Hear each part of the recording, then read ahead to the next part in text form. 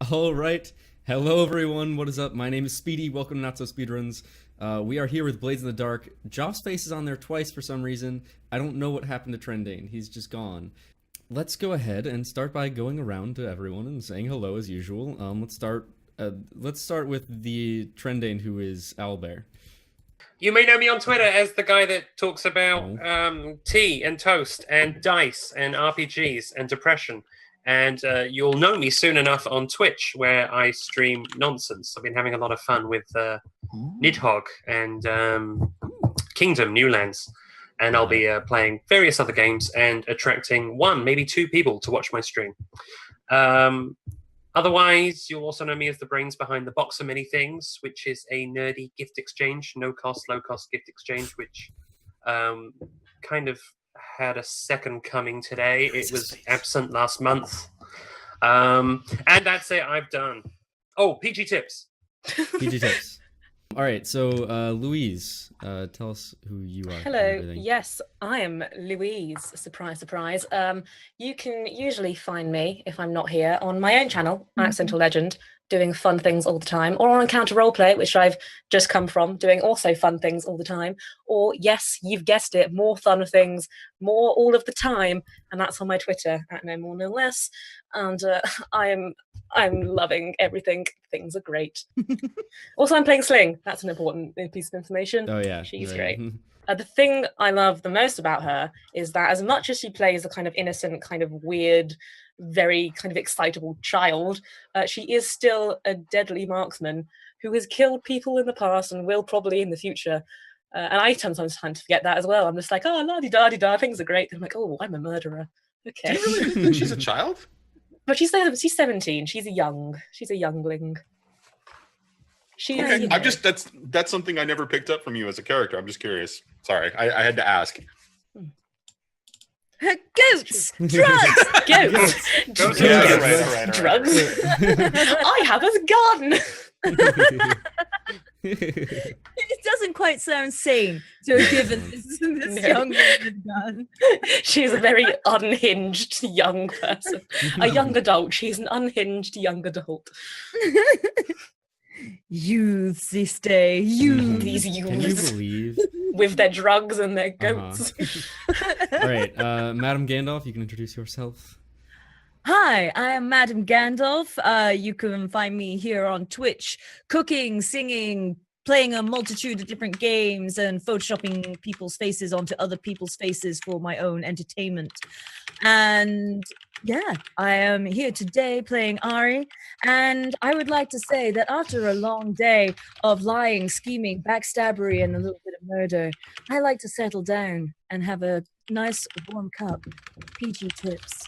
Really takes the edge off things. Buy your cup today. When you consider that is now our goat's name, that sentence had so many different implications. Yeah. A nice hot cup of PG tips. Anyways, Trendane, I think that's a solid transition to you. Yeah, why? Why would you think that was a solid transition to me? It could be a female goat, we don't know. You could be milky, it could be goat's milk.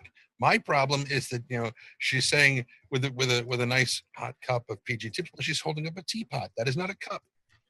It's Oh, not. I'm sorry. I'm enjoying a nice hot cup of PG tips. I am pouring it over there too. Oh. You see, I look, see. we have a thing going. Yes. Oh. I not understand. So, right, transition to me. So my name is Trent Sparks, and this is Nair.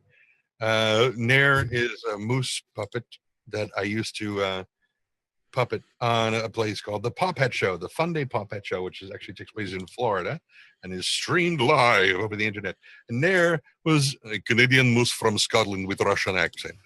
And he usually has a straw hat that he wears between his antlers, which probably shouldn't be that floppy. But anyway, he just needs some, not Prozac, whatever that hardening stuff is, cement. So I am playing a character by the name of Hocus. That is his street name when he's all being the criminal mastermind, whatever. And I too am having a delightful cup of tea. That's not a cup, not a travel mug, but carry on. Sorry. You're right. You're right. I'm sorry. Who's the Thank you. hypocrite now? I am transitioning from that. I'm Speedy. This is my channel. I'm playing Sky, and I'm the hypocrite here. Probably, at least Sky is in some ways. He's the worst. Kind of an asshole. But he's the leader of this smuggling organization known as the Phantoms, where he has forced several of his employees into ghost contracts and done lots of evil, nefarious things, and gives drugs to people sometimes. But yeah, and with that, I'll turn things over to our DM, VideoStoreCowboy. All right, so I got to ask a question though, Speedy. That introduction for yourself was very different than you've done previously. What's the story with the change in tone? I mean, that was pretty damn serious. Yeah, Speedy. I mean, inquiring minds want to know. What's changed? It just sounded more scandalous when you introduced yourself. Yeah. No. I'm sorry, you're right. Sky has never done anything wrong in his life. Oh, I'm not saying that he hasn't done anything wrong. I'm not saying that well, maybe Hocus. Hocus may be the only character here who's not done anything wrong. But it was a very different introduction, so I just wanted to acknowledge that. Also, PG tips. Oh, so anyways, where we left off from last week. So there was a lot of plotting and planning and investigating and shit stirring, and I'm not going to go into every single detail. I'm just going to go with where you guys pretty much ended up. Sky sounded like he was planning on being attacked, and so he took a little bit of preparation. Grin and Sling were making some efforts to enable the Lost to find Sky, but then got sidetracked a little bit when they came across a reference to a folk hero by the name of Jinx Gotifer, who they are now trying to locate to see, as they understand he is in Doskvol, and are hoping to find out how he, as a folk hero, broke out of his contract that they think. While Hocus, what was Hocus doing? Hocus was working. He was working his butt off. And then Ari, of course, was stirring the pot as usual. I mean, although she got a little bit of a surprise at the end, didn't she? Yes, she did. Finding out about the fact that Nye is still around.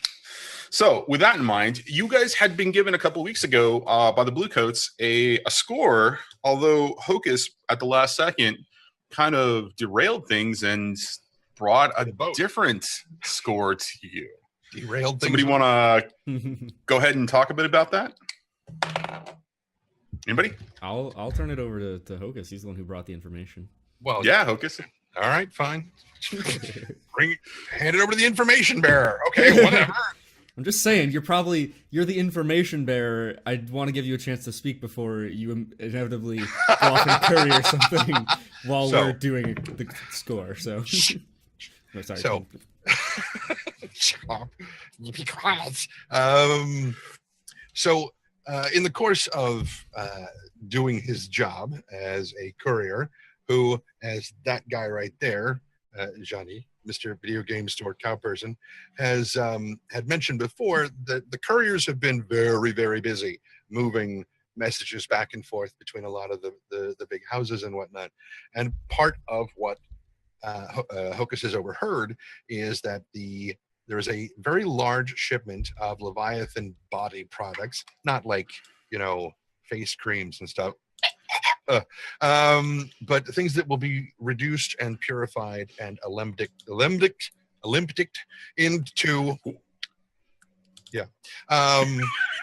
into electroplasm, which is kind of the fuel source that almost everything in Duskball runs on. And it will be brought to port aboard a ship called the Foghound, which is owned by the Foghounds, which is a crew that he has decided that way over there, Sky has decided that we're gonna just kind of, maybe slit their proverbial throats, and maybe a few of their not proverbial throats here and there, to try to take them down and take their position as one of these smuggling crews in and around Duskfall. Very good. That was pretty much the spiel that you gave last week. So, yeah, I don't know why we couldn't just play that, but anyway. Because we didn't have the instant replay. Right, Flashback. That would be pretty cool to be able to do, actually, for a tabletop show. Anyways. Did you say that? Roll the clip. It's like previously on 6 and 20. So, Guy or host Hocus brought this to you guys. And Hocus. Is that like Skokie, Illinois? So Sky reacted to this. He loved the idea of this information. So it sounded like there was a bit of discussion post this information being brought to you, and we ran a little bit long last Thursday with you guys kind of deciding that this was something you wanted to pursue. This is true. There was a bit of metagaming going on too, because this is actually score that was brought to the Shroud. But all that aside, so you guys were really excited about this. So is this what you guys want to do moving forward for this session? So okay, so how do you we want to try and destroy this the Foghound's ship? Big time. Okay. All right. So how do you want to proceed? Want to blow it up? And duh. Before we do start, should we not mention the poll briefly? You're right. Oh, yeah. Oh yes, probably a good idea. The most important part of the episode. Let's role play this for a little bit. You guys have all just come back to you've come back to the store in the morning. Okay, you've come back to Donovan's. Wait, time out. I have a question before you guys start. Mm-hmm. Who plays the goat? Trending. Not it. Not it. Not it. And go. And goat. You guys all come back to the store. You come back to Donovan's in the morning. And I'm still not used to these planning on preparing for the day, for the score. And you walk in, and Sky has an almost giddy look on his face, which is not an expression that you have ever seen on him. And he quickly tries to cover it up. But as you look at him, he says, "Whew, you guys are gonna want to see this." And he not before I've had my PG tips. Damn it. Wait, are you saying we have tea? We have tea now. Do we have We tea have now? tea now. We do have Oh tea. my god. I didn't quite say that. But follow me. And what is she drinking? That's I not don't know. eel rinse, is it? Probably. No, eel rinse is from a different Anyway, sir, you were saying, sir. Oh, yes. He leads you back through the back rooms of the shop and into the stable, where you knew that we had a cart before and a goat attached to it, but as you enter, you now see a much larger goat in its place, along with the cart itself is now coated with armor, and the goat itself has some armoring on it. Nice. Says, "Boys, I've clearly not come off the drugs yet. allow me to That's a introduce bloody big you gate, sir. the latest It's member beautiful. of the latest member of our crew, Sling." Oh, the anticipation is Yes, killing. sir. This is PG Tips. Oh god damn. Wait a moment. Wait a moment. I'm sorry. And I will immediately turn to Ari. Did you not just say that you were drinking some of that? I was referring to the tea, so I guess we named him after tea. It's a nice But memoriam to Moon, I suppose. We don't talk about him. all right. I have a question.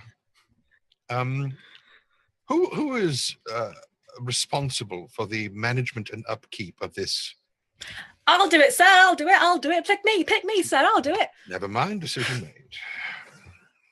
Do you have a brush large enough for this creature? Sure, I can find one. Right. What? Please remember to remove his armor before you wash and brush him. Don't you worry, sir. I don't mind. I've got myself a goat. I can do this. I've looked after animals before, sir. Don't you worry. Were they All right, alive? Sling, if you say so. She's like a kid in a candy shop. That's what I'm afraid of. You make a good point, but at the same time, I have to say I'm not the most experienced with these kind of goats, and if she says she knows what she's doing, Oh, I trust her to Don't do it. believe that's what she said, but all right. I know exactly what I'm doing. You don't need to worry, not a thing, sir. All right then. I trust you'll do your best. Now down to business. Next episode, we go to PD Tips' funeral. It's not going to be good. Flash forward. So we've got this brand new goat here, and it's time. I think it's time we put it to use, if you will. Got a score that Hocus has brought to our attention. Foghounds, cursed be their name, are planning a score of their own. They've got a shipment of Leviathan blood coming on in. Valuable stuff, dangerous stuff. Now, we could do what we did the last time and just try and steal it from them, but I think we've come to a point where we need a more permanent solution. You want them dead, sir? Not just dead, crippled. We want them unable to ever rise again. We sink that ship. You Sorry, want them we sink sunk. that ship. There you go. There you go. We sink the ship, we destroy the Foghounds, we replace them. The end. Sounds like a Couldn't have plan said to better me. myself. There's no recovering from that. They lose that boat. They lose their namesake. We take all their business. It's ours. Sever a limb and they won't be able to walk. I like it. And we might even be able to recruit from their ranks once we destroy their operation. Man's allegiance easily brought. She's going to look to Sky, side-eye him. Staring at the sky. Sort of side-eyeing. So, for the sake of making sure that we have all of our bases covered, how many people will be aboard that ship? How many do we want to be aboard? If they're transporting what you say they're transporting, they'll have easily 4 dozen, maybe 5. All right, so that would be the crew of the ship. Yeah. But not the whole of the Foghounds.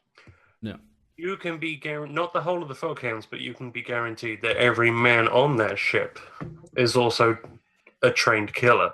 Granted. The point that I'm trying laboriously to make is that even if we sink the ship, if we do not do everything we must to disguise the fact that it was this crew that did it, those that remain will likely come after us.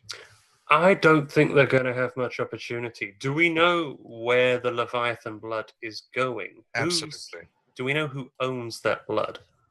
That part I don't know, but we know where it's going. It can only be going to Coleridge. That's where the processing plants are. Well, I'm thinking whoever the client is. Unless if it's going to the lampblacks, who also use Leviathan blood, but they distill it into an oil rather than into electroplasm.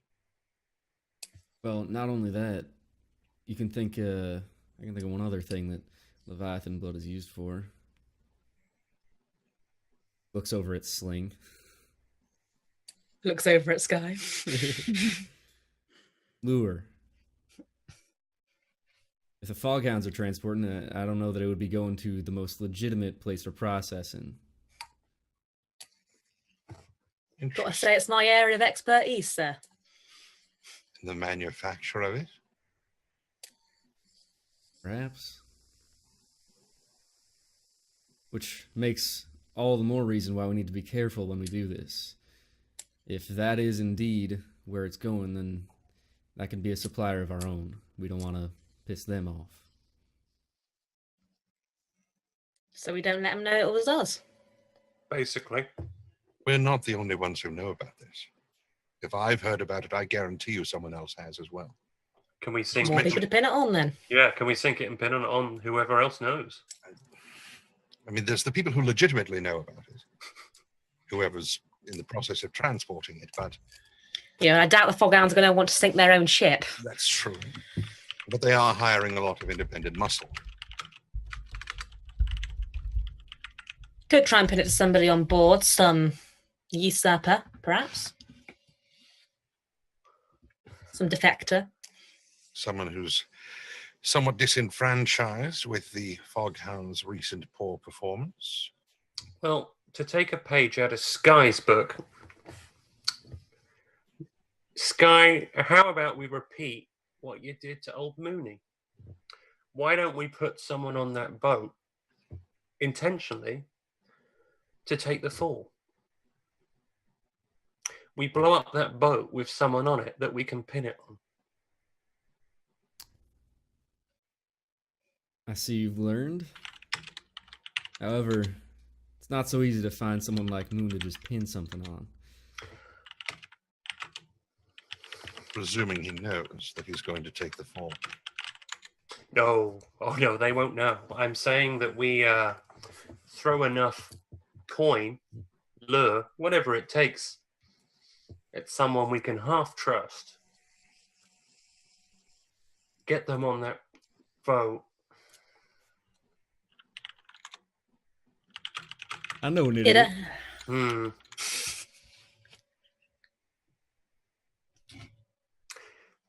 There is one.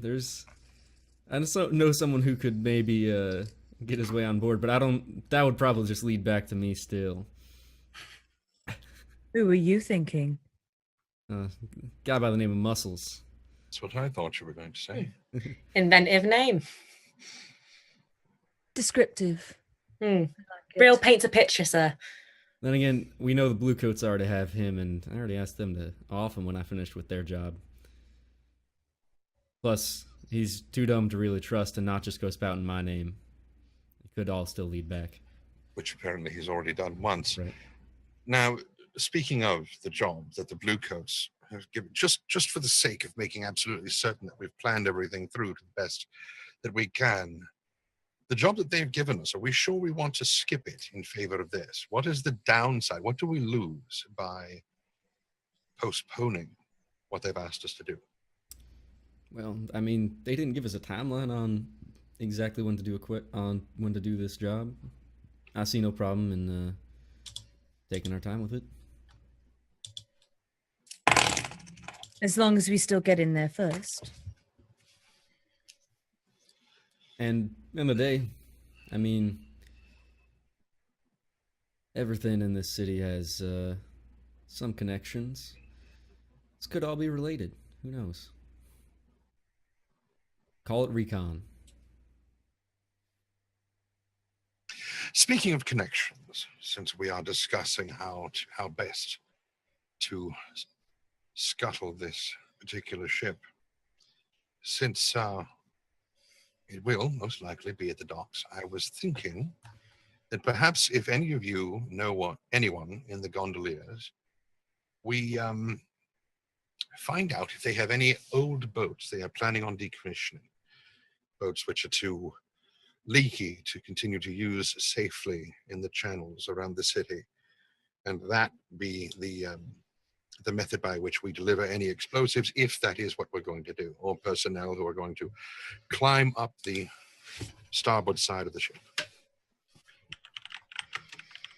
I can't say I'm friendly with the gondoliers, but well, can't say I'm unfriendly either. It could be, if we're taking one of their boats and using it to blow them up, that could be pinning it on them too. Again, that could lead back to us. Only if they knew that we took their boat. So now you're thinking of trying to steal ourselves a gondolier boat? Well, no, I'm just what I believe the youth of today refer to as spitballing. Sure. Whatever. Sounds rather disgusting to me, but whatever. Thinking out loud is perhaps how I would have put it. That is, after all, what kind of led to this particular incident. I mean, do we know of what the foghounds and the gondoliers think of each other? I mean, gondoliers are known to be transporters as well. Could be that they would want a rival in the foghounds taken out. Could also be they ally themselves with each other.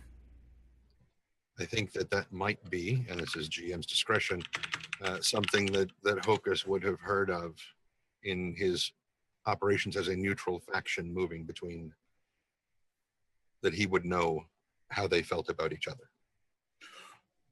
About how the foghounds and the gondoliers feel about each other? Mm-hmm. Is that what you're asking? Yes. And you consider the couriers neutral? You Just out said of they were. curiosity? I said that they You have serve said everybody. Yeah, thereby neutral to everyone. That doesn't imply neutral. You can work for somebody that you don't like. I have. Time. Really? Wow. That was totally not veiled.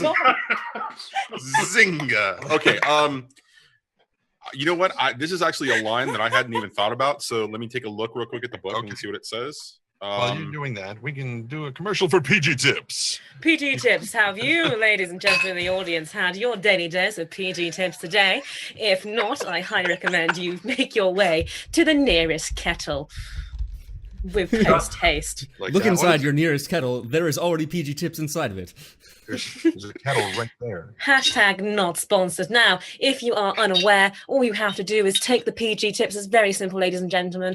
Pop it into your cup of choice, your holder of choice. Boil the kettle. If you are feeling a bit fancy, you can then put that boiling water into such a teapot as is being displayed here today. Not for sale, but you can find your own. And then pour that hot water in. And then, you can have it black if you want, if you're feeling a little bit on the edgy side, or pour in a little bit of milk, just enough to make it perfect for you. And then, if you've got a bit of a sweet side too, sirs, ladies and gentlemen out there, pop in a little bit of sugar too. And I won't Add tell if sugar you to won't. taste. Cheers. You know Or what honey. that PG Tips would go great in? Your own 6 and 20 mug. Oh my goodness. Available now. Oh my God! Well And done. if you wanted to be a fashionable, gentle lady whilst drinking out of your 6 and 20 mug with your PG Tips, you can do so with the 6 and 20 shirt. Do we have? Brony. Do we have 6 and 20 lipstick that when you crank it open, actually a dagger comes out and you go with it? Yeah. Sorry, Johnny, are you ready yet? Oh, yeah. I have one question before we get started. We get back into this. Is Speedy the only one not drinking PG Tips right now? No. I am Oh, not okay. drinking. Guys, I have a confession to make, okay? And you're all going to hate me, but this cup is empty. I've been lying Well, to you. So is I have this a one. confession to Well, make. Louis, $14.99. Your cup could be filled today. I have So never the tried answer is PG that they are incredibly neutral. Gondoliers or their Yep. relationship. Gondoliers and foghounds are neutral with each other right now. Okay. Mm, So they're neutral. They don't have any animosity towards each other. Not yet. Yeah, not yet. But we take one of their boats, fill it full of explosives. How about, sirs? How about? Now, this is a long shot, but if we did want the gondolier sirs to not be too favourable towards the foghounds, what if when we take their boat, we pretend to be foghounds? so Oh, we steal boat from the gondoliers, pretend to be foghounds, and then we blow up the foghounds, pretend to be gondoliers with that same boat. I didn't say I thought it approved, sir. I did say it was a long shot. and then they just kill each other, and we win. I mean, it sounds so like fun. glad I have 2 outstanding crits.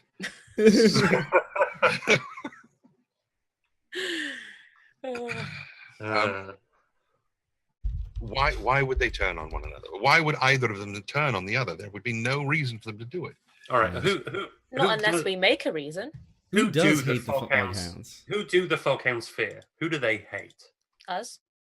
Well, They don't know us, mostly. yeah, they still don't know it's us. They know that someone's good. out there targeting them. It is good. After this job, they'll know it's us, which means we do have to mop them up. I believe, if I recall correctly, the Red Sashes are not especially on their best friends list. Well, they do owe us a favor. Well, do we really want to blame something on the people who we like? No, we don't. Well, I suppose if they never find out. Look, we can't just keep blaming things on people. Like it's just going to keep coming around, sir. There is also- We got to sort this problem out head on. There is an It's alternative. There is an alternative. All right. We destroy the ship and we say it was us.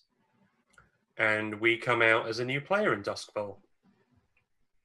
We stop. We can keep the front secret, but we make it clear that there is a new faction. They don't have to know the details. They don't even have to know. Yeah, can't hide forever, sir. Make a good point.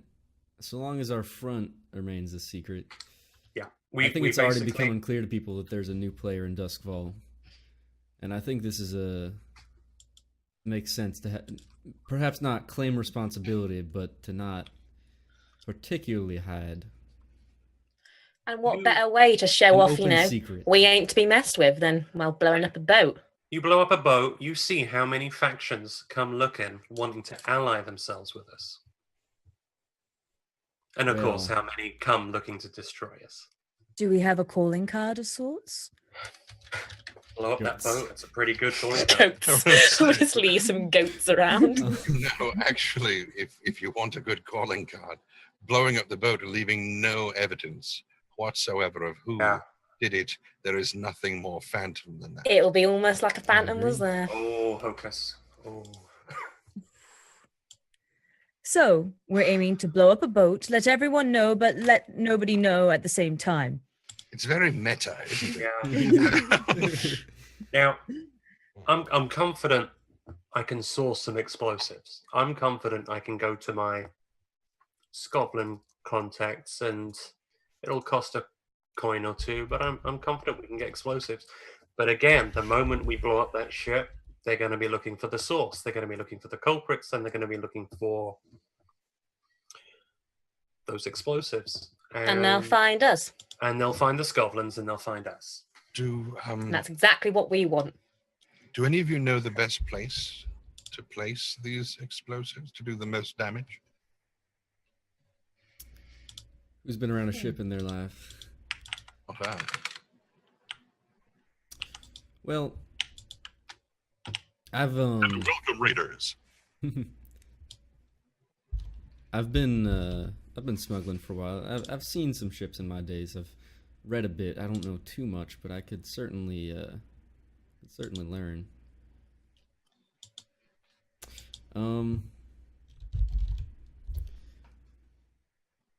Well, we'll figure it out. Just blow up the whole thing. Do we need a specific point, anyways? We'll improv, sir. That would require Do it on the night. a deal of explosives. To see a job like this through, it's going to need a lot of middlemen. And for every else- link we add in this chain, the more dangerous it becomes. Yeah. Every time we use someone else as a mediator, every time we don't show our faces when dealing with whether it's factions or contractors, specialists, every time we make a new cohort, we risk exposing ourselves, which again is why I think we should kind of make a show of Expose it. ourselves. Yeah, Mhm. own that. And that will scare people, but it's going to attract a lot of attention, both kinds of attention. There's going to be people wanting to ally with us and people that want to destroy us. If we preemptively go back to the red sashes and we're honest with them to an extent, it would be good to it would I be don't know good about to that. have their protection. And we lost MadameGandalf. So the cameras will get crazy for a minute, maybe. No, they're fine. Woo. Actually. Okay, Captured. never It mind. just means that I'll have a hard time Flashback finding to it before I said woo. Woo! Carry on. anyway. I don't want to let anyone know about what we're doing before we do it. Okay. So let's just do it. So we're gonna need a few things if we want to do this. Gonna need a boat. Yep. We're gonna need explosives. Unless you want to just try and put explosives directly on board. If you think we can make our way in. Well, see, so what I'm a bit confused about the plan of having a boat, because say even if we do have a boat and then we went off on said boat to their boat, we'd still need to get onto their boat to put the explosives in. So why don't we just put the Well, explosives in and then not have From to the deal with the other outside boat? hull. Yeah, I think the plan with the gondolier would be 2 boats go out there, 1 returns. Yeah. I'm So thinking that we would be a using boat. one of the gondoliers to decorate their hull in explosives. Yeah. And reckon they won't notice? The gondolier Well- is a much smaller boat. No, but I still reckon somebody might pick up on, oh, suddenly a lot of explosives on the hull of our boat. That's a problem. If it's at or below the waterline, no. Yeah. Still, though, a boat coming in quite close to them, reckon they might be like, ooh, what's that boat doing here? That weren't planned. Oh, let's have a look at what they're doing. Oh, no, they're putting explosives down. Oh, that's not good for us. Oh, we should probably Well, kill them. Let's not be putting down explosives. We could just fill up the boat with it themselves and push it off. And swoop, was that, sorry, sir?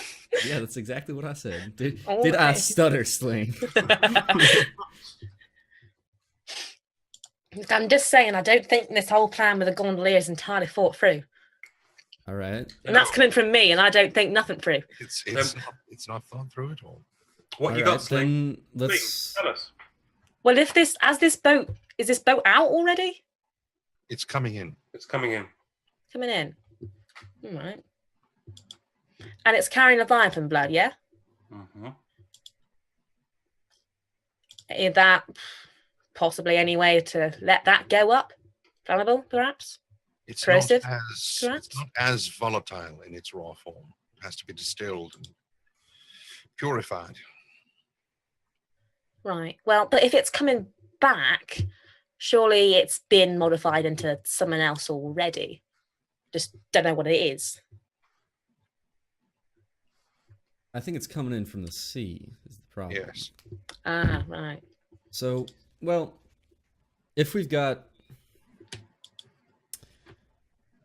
is actually Johnny, I don't know if you responded to this in Discord. Is Leviathan blood like flammable in its raw form? I am. So I've actually been thinking about a little bit about that. I don't have a definitive answer for you. I think it would be interesting to find that out in game. I think the assumption is probably correct, given the fact that it can be refined into a bunch of different things. I imagine, though, that in its raw form, it would take something more than just an open flame to ignite. And here's why I say that. So when Leviathan, and this is based on my reading in the book, and based on kind of how I see it in my head, Leviathan hunting goes, nobody ever really brings in a full Leviathan. They bring in Leviathan parts, whether it's a tentacle or a fin. So it's like chopped off pieces of flesh from Leviathans. Mm-hmm. So the blood is extracted from the parts that they bring in, and there's some what do you call it? I imagine that there are some blood leaking from that. Like they try to contain it as best as possible, but that there's some element of blood leaking from these body parts. Whether they actually extract them in the ship, the blood in the ship, and then it's processed later. We can create that as we go, because none of that is Leviathan hunting is very unclear in the book, at least as far as my reading goes. Ooh, Mike said something interesting in chat. It is corrosive in its raw form. Direct contact can cause hallucinations. Hence lure. Hence, may. Right. Oh, he made that up. But sure. I like corrosive. Oh, that works. It works. That's Well, a so thing. that's so corrosive in its raw form doesn't really quite work given the framework of the way that what the facts that are already established. For example, iron ships, they would probably rust at sea and probably fall into they would sink to the depths very quickly because. So I'm not Right, the sea is sure. full of Leviathan blood. No, the sea is not Well- full of Leviathan blood, but that anytime a Leviathan body part would be brought onto the ship, it would start the Gotta wash corrosion it real quick. Right, exactly. You would have to be something where it would contain. Yeah. And Leviathan hunting is probably dangerous enough as it is without having to deal with the fact that the material is corrosive. They would need a container to cap the end of whatever body part they had that would be made from a non-corrosive material such as glass. Right. So I am going to continue to research this while you guys are continuing to do this. But as of right now, my understanding is that no, it's not flammable by open flame, at Okay. least, And So- also not corrosive. Okay. and not corrosive. If any of that changes while you guys are having this conversation or trying to figure this out, I will definitely let you know. Okay. So, well, alternative is get ourselves some explosives, bring it onto the ship, sneak our way in, and leave something there behind as we walk off. And try not to make too much of a scene.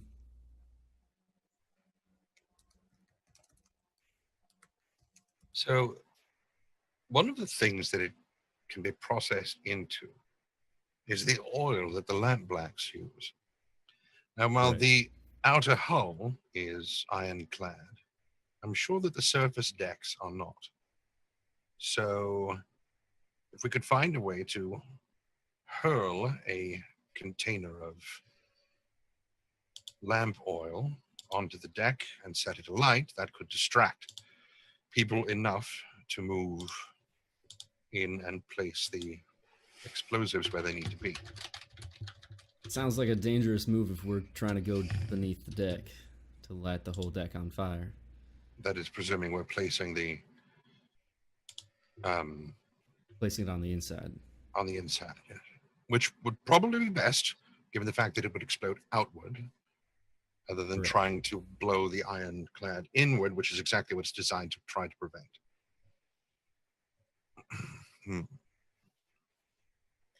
Sounds like, for lack of a better plan,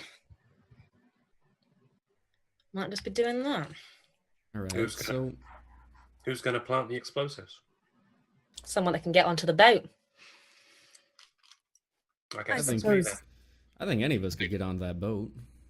So I would say that we could do it while they are restocking for the next trip out, but by that point, all of the Leviathan parts will have been removed from the ship because there's no sense trying to onboard while you're trying to offboard. We need to get them before they get to dock. You want that ship to sink. Then we're still talking about meeting the ship out to sea. All right, I got an idea. Hocus, you ever made a special delivery to a boat that was still at sea? No. Know anyone who has? Would you like to? It was a definitive no. No.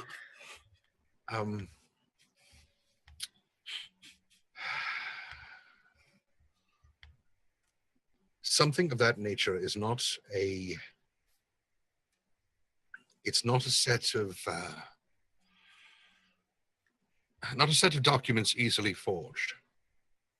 And while I know that some of us have some skill with forgery, that is an entirely different level. Well, I'd argue, sir, that it doesn't necessarily need to be the best forgery if they're all going to die anyway. That's true, but if something goes wrong, if anything is even slightly wrong, if the wax that seals the parchment is not right, you will never even get aboard that Well, ship. What could we? Do we really need to have the greatest forgery? I mean, we don't need this to be a message from someone who is that important. It just needs to be an important message.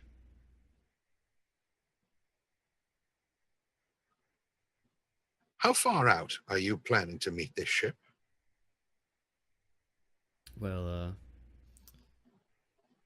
Because if it's a message so urgent that it cannot wait 10 minutes for that ship to come in and dock, then it would be of the highest order of classification, and it would have every single aspect checked, double checked, and it would be extremely official.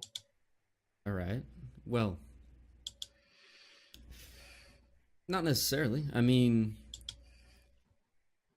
the people who use the most official, the most secretive of these kind of document sealings are the higher tier factions and things like the council. If it's just someone who's an associate of the Foghounds, someone perhaps a little bit more reckless but still important to them, who I'm sure they have many of when they're in such a desperate situation, it could be that they wouldn't be as concerned. That said, I would still want to get this as, let's say, well forged as possible. In such a case, what would happen if it was that urgent? They wouldn't even waste the time to put quill to parchment. What they would do is get a whisper here to give a message to a ghost to take it there and send it to one of the whispers that's on board, because I guarantee you they have whispers on board. Is that a thing that's done? If you are out there hunting demons, you have at least 5 whispers, very, very good whispers on board. Well, all this right, is the all Foghound. right. They're not there hunting Leviathans. They're just delivering the blood. What if, all right, Sez, what if, right, this boat that we have that's going out, what if it's nothing special? What if it's not a courier boat, it's not a gondolier boat, it's nothing, it's just a boat that's going out that just so happens to be going out about the same time that they're coming in and goes a little bit near them, but it ain't a problem because we're just fisher people. Or say we're having engine trouble and we just happen to be in their way. Yeah. We don't need to be nothing special. We just need to be on a boat. Problem is, you secure that boat, someone knows we have that boat. We come full circle. Well, if there's any way that we can get a boat by non-illicit means, meaning we don't piss anybody off, sat out on that boat and Bob's your uncle. I wonder if I can get a bazooka. I have a gun. No, I'm only half joking. Listen, I'm just saying, they ain't going to suspect us if we don't give them a reason to suspect us. They're certainly not going to suspect a tiny crew. Yeah, you're given all this talk, all this stuff about, oh, we'll do this and then we'll do this and this convoluted plan and we'll do this and maybe if you do that at the same time, then we'll all do this together and then around the corner, maybe 10 years in the future, this will happen and it'll all be good. We don't need none of that. No, you're right. We Sling, have you been things. drinking PG Tips again? Listen, I've been on the PG law, all right? But I think I'm onto something here. I think we don't need to overcomplicate it. Not this time. Well, no, it's best if it's not. We need Exactly. to discover it. Simpler We the need to better. discover it. If I can hit that thing with a large enough freaking rocket.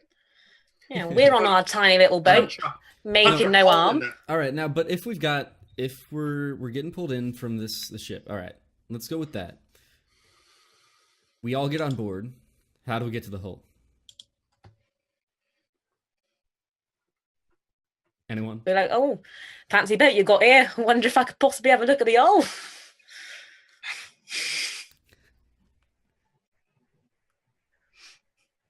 Look, I got as part of the way here of my plan. You guys need to come and do something.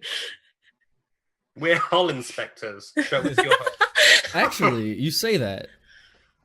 Funny enough, I do happen to have myself a hull inspector license. I have myself a cover, if you will, someone who works with the council. Oh.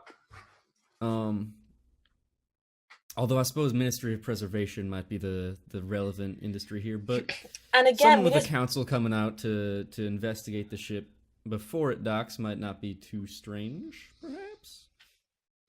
Again, Sam, just where we might be overcomplicating things. You're right, but still, at the same time, I see no other way to get to the bottom of the boat. Unless, listen, what do we know about the exact path of the ship? I've got a plan, sir. I've got a plan. Oh, no. You see, whilst I was gone, sir, I didn't just keep a lookout on you guys, but that's definitely the main thing that I did. But I made a friend, sir. I made a good friend. Yeah, and Sling's gonna whistle, and around the corner comes a little dog, little puppers. Is it a corgi? It's a little doggo. We haven't quite decided on the breed yet. We were torn between a mongrel and a pug, and I'm open. Giant pug. It's the size of the giant goat pug. It is a draft pug. Yes. A dire draft pug. It's a dire pug. Okay, that's canon. Go with that. Okay. That's canon. Okay, I have a dire pug. This bloody massive pug just comes around the corner. It's adorable. Comes running along the cobblestones. I'd like you to meet my dog. I called him Goat. That is not going to be confusing at all. No, sir. How does this help us with this situation in any way? Oh. Well, you see, sir, I'll tell you as soon as I open up the page on my PDF. While she's doing that, Sky, if we now have 2 goats. Now, sort of 3 goats. I would very much like to be released from this contract. I don't want to live on this planet. All right, sir. See, I've got, a lot happened whilst you were away. Almost enough for us to have probably a flashback, but also probably not. How much lore are we all supposed to take for this? Well, I think I was destined to meet this dog, sir, as weird as it seems. We have some former bond. Well, I mean, I guess you can't really explain it through words, so I'll just. And she looks back at the dog, and then, almost in obedience, the dog transforms into electroplasmistic vapor as if it were a spirit. How does that? What? Oh, now you see it. Now you do. What? Hocus is backing and is not looking pleased at all. Sling, weird. But again, how does that help us? Well, see, we don't need to get down to the owl. He can take it down, come back up, nobody will know a thing. Can he turn into a spirit while holding explosives and have them turn into it too? Well, I mean, I've never tried, sir. Can he arm explosives? Well, if they're timed, maybe you can pop them down and then back up. Can he go through walls? Can he? Can he go through holes? He just sinks down. Just goes straight down. This is silly. No, but we've been talking about the path of this ship like we kind of know what it is. But is the ship going to be docking before it reaches its final destination? Or is it, at what point is do we know when the Leviathan blood is being loaded on? Because it's not a Leviathan hunting ship. It is transporting it. It's transport, right. So, do we know where it's being transported to and from? And if it could be that the Foghound is departing from its normal location, going to pick up the Leviathan blood from somewhere else in Duskfall, and then going from there to deliver it. Okay, so my question for you, Johnny, would be that given the way that the Shattered Isles are positioned, do the Leviathan hunting ships just travel in that sea in between them, or do they go outside of this massive archipelago and So my understanding, based on what I've read in the book, is that most Leviathan hunters, unless they have a ton of spark craft, do not venture farther than the beacons that are located along the coast. So they don't actually go out more than 20 or 25 miles, kind of a situation, because there are a couple lighthouses, and there's the lightning barrier that surrounds the city.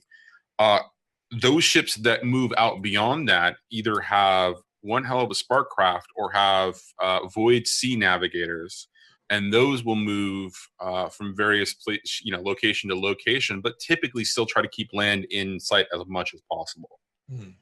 Because at the end of the day, the world is dark, and if you're on you're on the sea that's ink black, and you see all kinds of weird spooky constellations in the water, which they do, and you have And leviathans no stars. right. Well, you do have stars, but you don't have it's impossible to navigate because sometimes the sky looks shattered, right? Sometimes you see one moon, sometimes you see three, depending upon the cycle of the year. And there is a consistent schedule to that, although the book leaves it up to the GM to basically figure that stuff out. But for the most part, they try to stay as close to shore as possible when possible. Okay. Ships get lost very quickly once they start going much farther out. Again, unless they have advanced spark tech, and the book is very vague on that, allowing the GM to kind of hand wave and also kind of give it as an opportunity for the players to kind of research and figure out what's going on there. Okay, so again, the question would be, is the Foghound isn't a Leviathan hunting vessel, correct? No, they're a cargo it's a cargo ship as far as I understand it, based on what's in the book. So do we know where they are coming from? And do you know where they're coming from? What do you mean by that? Are you asking me based on the information that based on the information that Hocus has? Yes. Do we even know the path of it in any way? Where it'll... You guys haven't done any research. We've just been sitting here wildly hypothesizing about things we could do. We have no idea the path of this boat. We don't even know where it is. Yep. All right, so let's figure out that first. We need to do research. We need to do some recon. Do I at least know when it's supposed to arrive? Like when they were planning to hire muscle for this? Yes, in a couple days. Okay. It is scheduled to arrive in a couple days. So within a 72-hour window. They're planning it's planning to arrive within a couple of days. Does that mean it's going to arrive on the Foghound, or it's going to arrive for the Foghound to transport it? The information I brought is that they are looking to hire muscle to move the Leviathan parts. So I would presume that it pulls into port and they want to transport in a couple of days. Anything outside of that time frame, we don't know. That didn't answer my question. They want to transport it via land or via the Foghound still? Once the Foghound brings it into dock, my understanding is that they are hiring muscle to move it from there to Coleridge. Okay. So that would be overground. Is that information correct? Do we know? Is that just assumptions? It's very safe supposition. Hey, Johnny, going through the notes that Moon originally gathered back in episode 1, all those notes that Moon gathered and I just grabbed. Yep. Anything in those notes about the Found Hog's freight movement, specifically about the Foghound? You know what he meant. I know exactly what I meant, but I found it giggly. I was talking to... Oh, okay. Yeah. Is there anything about what do you mean by that? I mean, like an itinerary, like a future itinerary. I know it's been a few weeks since we stole those notes, but I was just wondering if there's anything in there about the Foghound, about its movements. Yeah. Leviathan blood. No, there's nothing specifically about the Leviathan blood. What you do know is that in the past they have made trips, and they did have trips on the schedule, which you can only assume either happened or did not happen. But they did various deliveries of transport. Sorry. I thought I heard a tree falling outside, and I was just like, "What the hell was that?" What? We've got really scary trees around my place. Anyways, I apologize for that. So long story short, no, you don't see anything very specific about this particular Leviathan blood shipment. What you do see is lots of transporting going on throughout parts of the city, and then receiving, them having a berth at the docks and a warehouse in the docks district that allows them to transport things that are coming in that are illicit goods from Scotland or Ruvian, or even whatever, I can't remember the name of the land that Sling is from right now. Tasty. Yeah, there you go. Best place to be. It is the best place to be. Everything's fine there. Everything's fine. It's all fine. You're fine. We're fine. How are you? Definitely not the reason why I left. Everything's fine. I'm going to go home and everything's going to be great. Right. So, a lot of the stuff will get delivered into either Crowsfoot or Char Hollow or occasionally Crow Ridge. Because they operate in illicit goods, they also operate items, or they operate with outside of essentially the purview of most other smugglers, or for example, you would know that the Hive doesn't operate directly with them, that they would operate through intermediaries and that kind of a thing. So they would do delivery, and then subsequently it would go to other organizations or factions or gang groups like that. So here's what I'm thinking now. The Leviathan blood is kind of secondary. If we can get rid of it, good. But we really want to take out the Foghand's ship. If we could, as they're pulling into dock with this Leviathan blood, be posing as workers who are approaching to unload it, board the ship, reach the innards of it, as it were, set some explosives, and then also be ready to use this Leviathan blood as it's being transported, perhaps, to in some way ignite the ship as well. I know it doesn't burn easy, but it could still burn.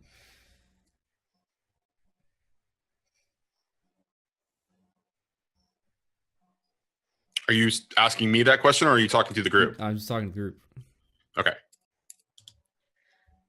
I just think that whatever we should do, we should probably just go ahead and do it. Probably. We're already an hour into this episode.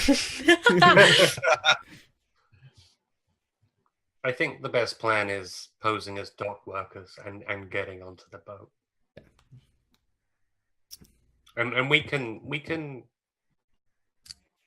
we have contacts at the docks. We can make sure they're in need of extra muscle, so it makes sense that that perhaps they'd need a few spare dock workers that maybe they don't recognize everyone who's working for them right now. Reckon they might need a spare ghost dog? Can't say that for sure, but it could come handy. All right, so I think that's our plan right now. Okay, so are you essentially? I mean, because of the window of time that you were given? What do you? I mean, how do you expect to? Are you just going to wait for the ship? And when it docks, that kind of a thing, or are you going to? I mean, are you going to do any investigation of any kind? Sling would like to kind of just hang out, taking on our good old homeless guys, hang out near to where she's known a lot of foghounds to hang out, and just listen and try and find out if she can catch any kind of sense of like what they're thinking about this boat, where they're going to be catching it from, anything like that. And if she can pick up like things that are repeated that she thinks might be in relation to the boat, she will be taking note of those.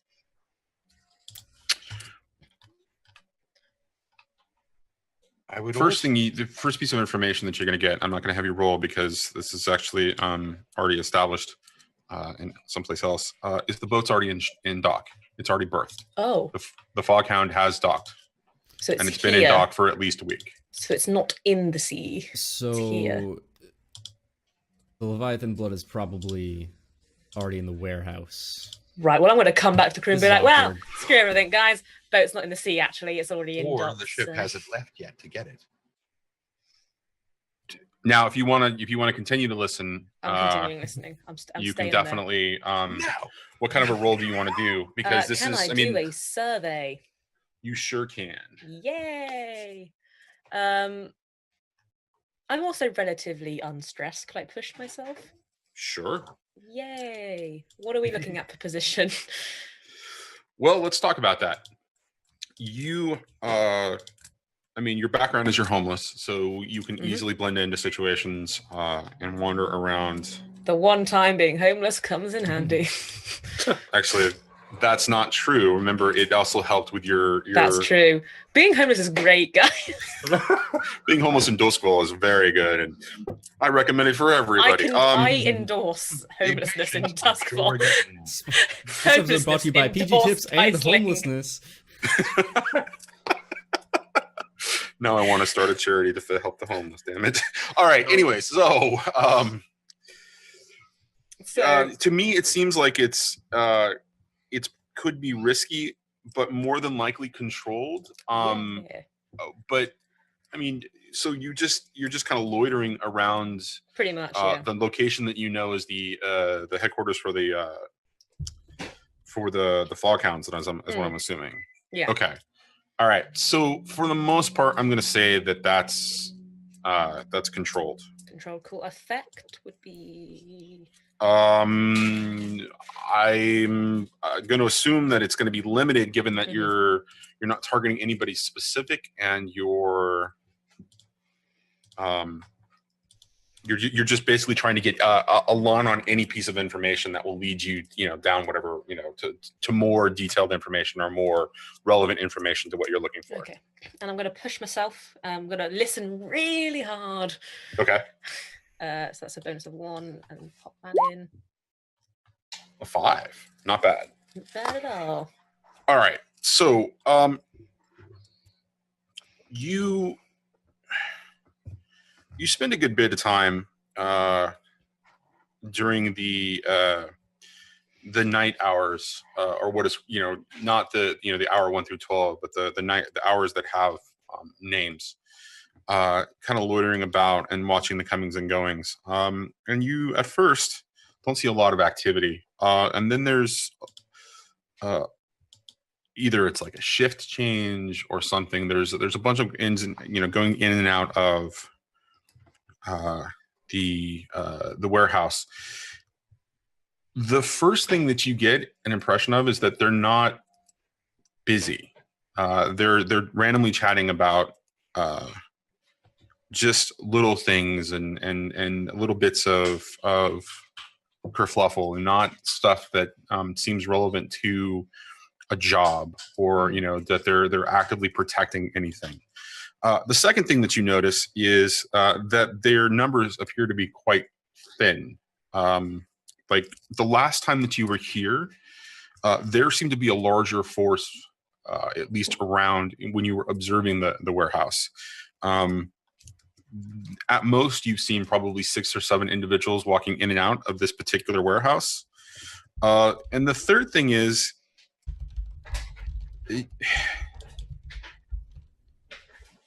there appears to be some frustration when they talk about when they do mention the work or whatever it is that they're attempting to do. They don't appear to have quote unquote a job right now. There's not a lot of there's a lot of frustration around the fact that coin isn't coming in. Okay. Interesting. Is that all I get out of them? Yes. And as you're kind of just loitering and hanging out and doing your homeless thing, you do doing the homeless thing. Well, you are taken note of. Hashtag just homeless things. By one of the essentially the shift change. As they're coming out, they kind of notice that you're kind of loitering around and just acting, either passed out or drunk or whatever. But they don't make much of you. They just kind of, you get a once over as they continue to move on. From all of that, though, you get a sense that there's something amiss about the information that Hocus brought to you guys. I'm gonna head on back over to good old Donovan's. Is everybody home? Is everybody hacking about? What time of day is it? It's probably still late at night. I mean, you tell me. I mean, it's essentially, the first 12 hours of the window of time that you. Yeah, Sling would probably go look late at night so that she can blend in a little bit more and be noticed a bit less given her appearance. Right. Whereas Hocus would, when he's back at the office, would make it clear to any of the other couriers that he's got some messages to head down to the docks, and does anybody need anything dropped off that direction? And so he will front load his delivery so that he has a ton of messages to take down to the docks, just so that his face for several days before this thing is supposed to go off, seeing him there is no big deal, because clearly he's there to deliver, and nobody gives him a second glance. Sure. Well, Sling's just going to walk into Donovan's and just flop down on whatever surface is readily available to her. Just be like, well, I don't know what to tell you, boss, but well, it's all a bit boring out there, sir. The Foghounds, they don't seem to have anything going on. They don't seem panicked. They don't seem afraid. They ain't planning anything. They ain't doing anything. They're just walking about, having a normal day to day. Also, not too many of them hanging about these days. I don't really know what to make of that, but probably only 6 or 7 that I saw, and I was there for quite some time, sir. But yeah, something just don't seem right. They're not. Where did Hocus get this information from? Well, he gets all his information overhearing things when he's delivering messages. That's odd. So they're not. It doesn't sound like they're planning anything. No big score. No. In fact, they seemed to be angry, but they had nothing to plan. Someone kept complaining about lack of coin coming in, and well, I'd imagine if there was this whole Leviathan shipment thing, be a bit of coin coming in. I think they're probably hurting, and they're probably losing people, and they probably stretched themselves a little too thin. And again, yeah, with the Leviathan blood, that's a big job. If they've sunk money into it, this could be their last hurrah, which again... Well, see, that's the thing. If it was, they'd be a little bit more active, don't you think? If they've got no coin... If they ain't got no coin and this shipment is their only way to get coin... Would you stay around? And this shipment was already in dock. I reckon they'd be doing a little bit more than just hanging about. I think something's just not right with the information. We sure it's the Foghounds? We sure it's the shipment? Are we sure of anything? I suppose not. I mean, it depends. Let's wait for Hocus to gets back and talk to him. Hello. Sorry. Speak of the devil. Oh my God. What? Oh, not a real. Oh, sorry. Hocus. We've gotten some news from what Sling was learned from casing the joint. Oh, good. It doesn't sound much like they have much of a score planned at all. Oh shit. I'll retell the story to Hocus. Whilst patting Goat who is sat on my knee.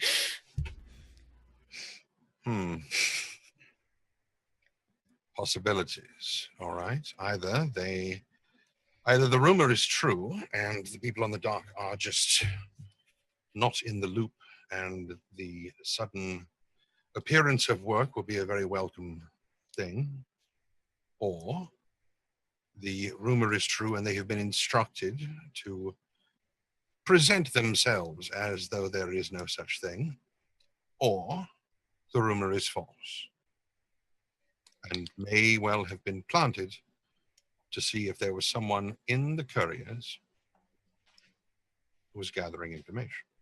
Alternatively, it could still be false and it was planted as bait for this new crew. Maybe it's not a great idea for us to show ourselves as inglorious. God damn it. This kind of changes our entire plan, guys. I still wish I could sink that ship, but... You remember the middle manager, the lieutenant, the Foghound that we leveraged for that one heist? What if I go looking for him? And assuming he's still on the payroll, have a chat.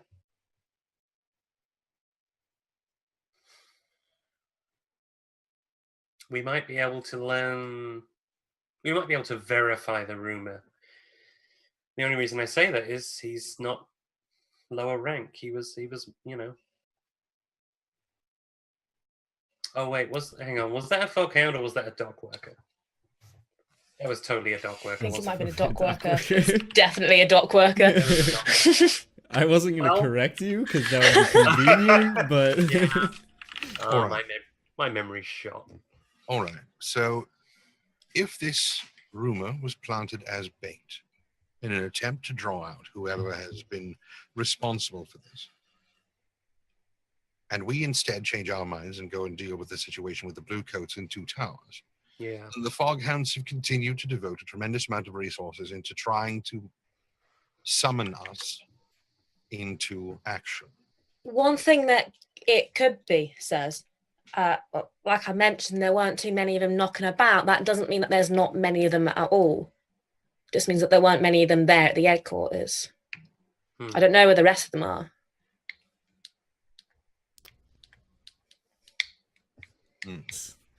Lots of ideas here. There's a lot of stuff going on. A lot of sis. talking, not a lot of doing. All right.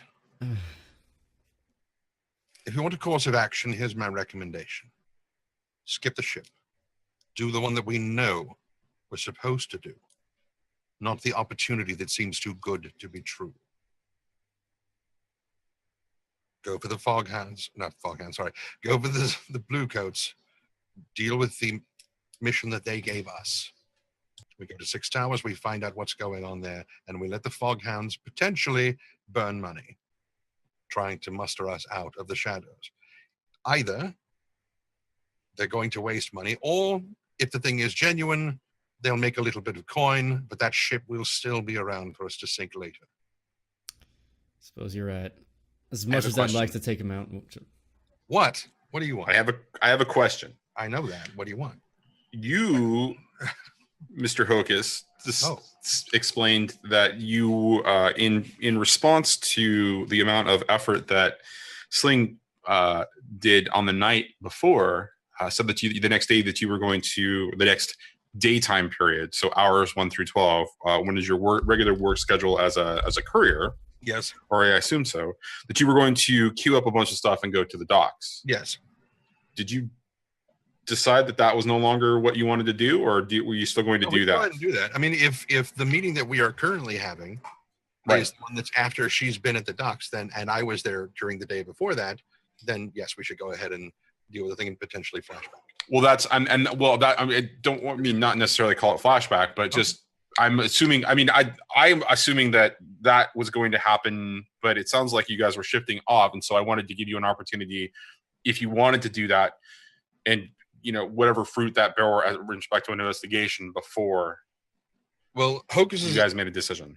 The purpose of Hocus doing that was to make his face commonplace. Not necessarily to find any information, not like he's going to be spending his time in conversations, just so that when the day comes, yeah, he's been here for a couple of, because what I was going to suggest is that any number of us go and see if there's any work to be had on the docks. And so our faces are more commonplace. Yeah, and if the boat's at the dock already, which I found it is, we can at least have a look from the outside and be like, "Ooh, what's going on?" And if it's a cargo ship instead of a Leviathan hunter, it's probably not ironclad.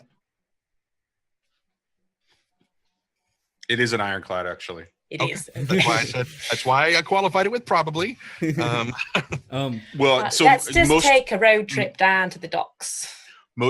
Just meta, at least in my head, from what I've read in the books, no matter what type of ship it is, the majority of them will be ironclad, because the technology or the craftsmanship is known to be a little bit safer when traveling in Leviathan territory, especially cold iron. Yes. Okay. Okay. So is there any role to be had there of possibly learning more information while doing that, even if it wasn't the intention? Oh, absolutely. What I'm trying to find out, because he declared it as something that he thought he would go and do, that Hocus would go and do.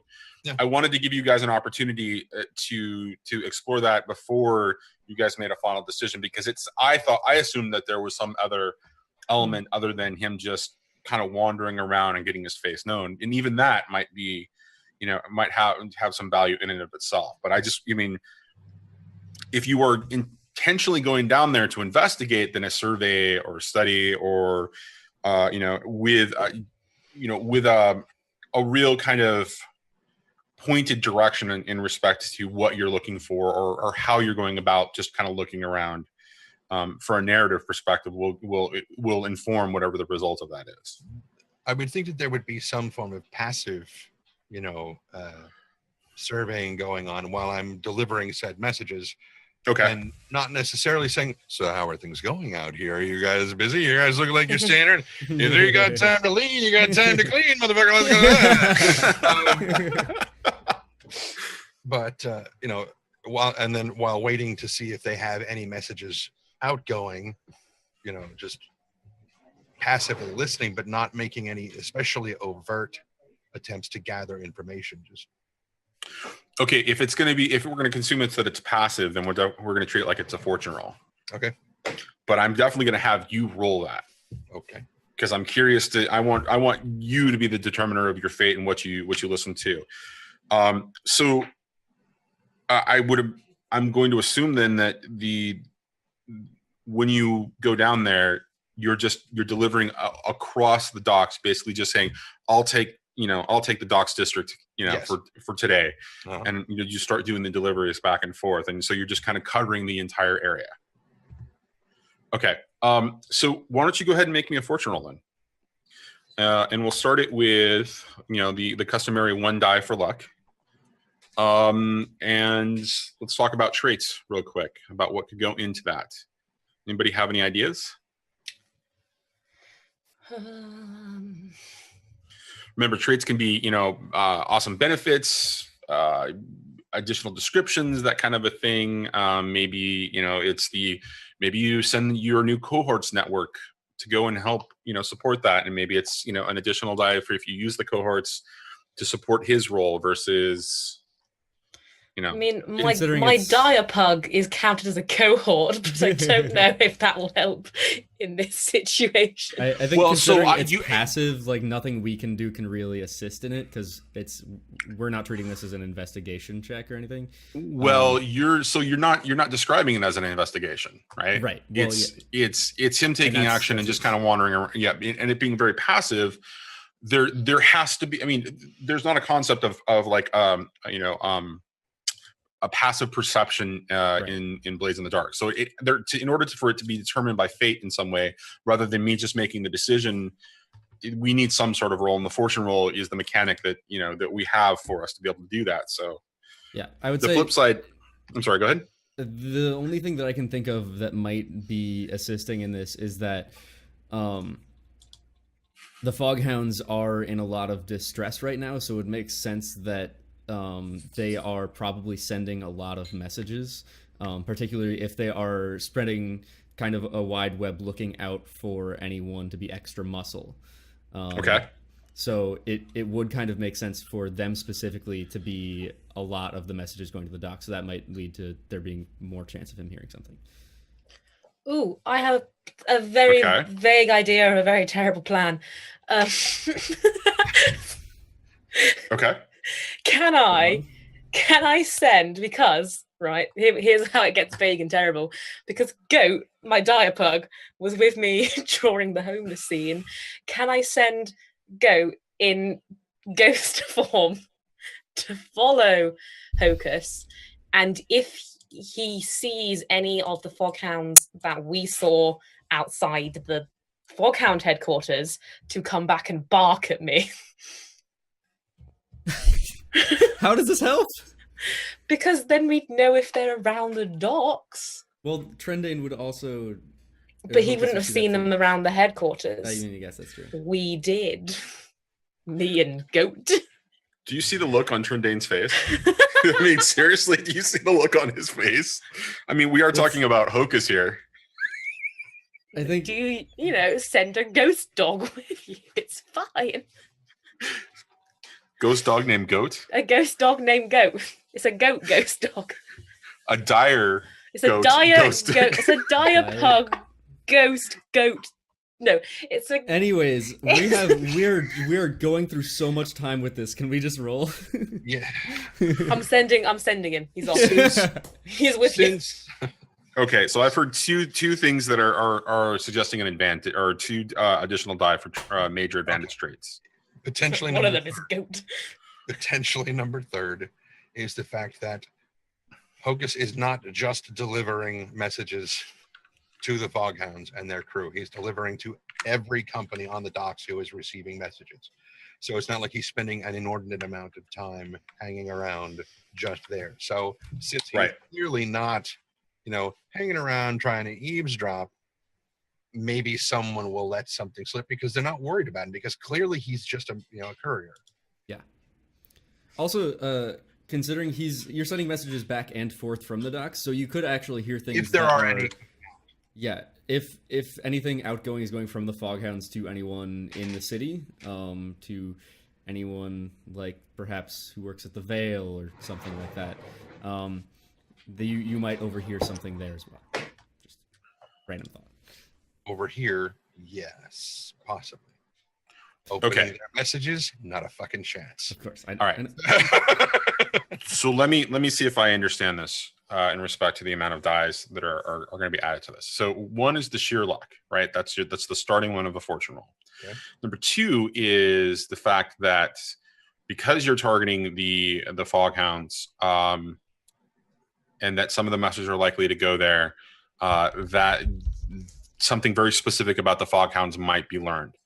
Number three, it sounds like while Hocus may not be happy about it, he may not necessarily know that Goat, the dire pug ghost hunter, is going to follow Hocus in spectral form in order to notify Sling if the dog is a he or is she? It's a he. Okay. If he sees anything while tracking in ghost form, spectral form, following Hocus. So that's the third die. The fourth is that Hocus is going to be making deliveries all over the place. And that might have an advantage as well. Sure. Just for the sake of making this clearly known, Hocus's first special ability, Ghost Mind, you are always aware of supernatural entities in your presence. I know that goddamn dog is there. Following. So what you're saying is like slobbering. But does Hocus communicate this?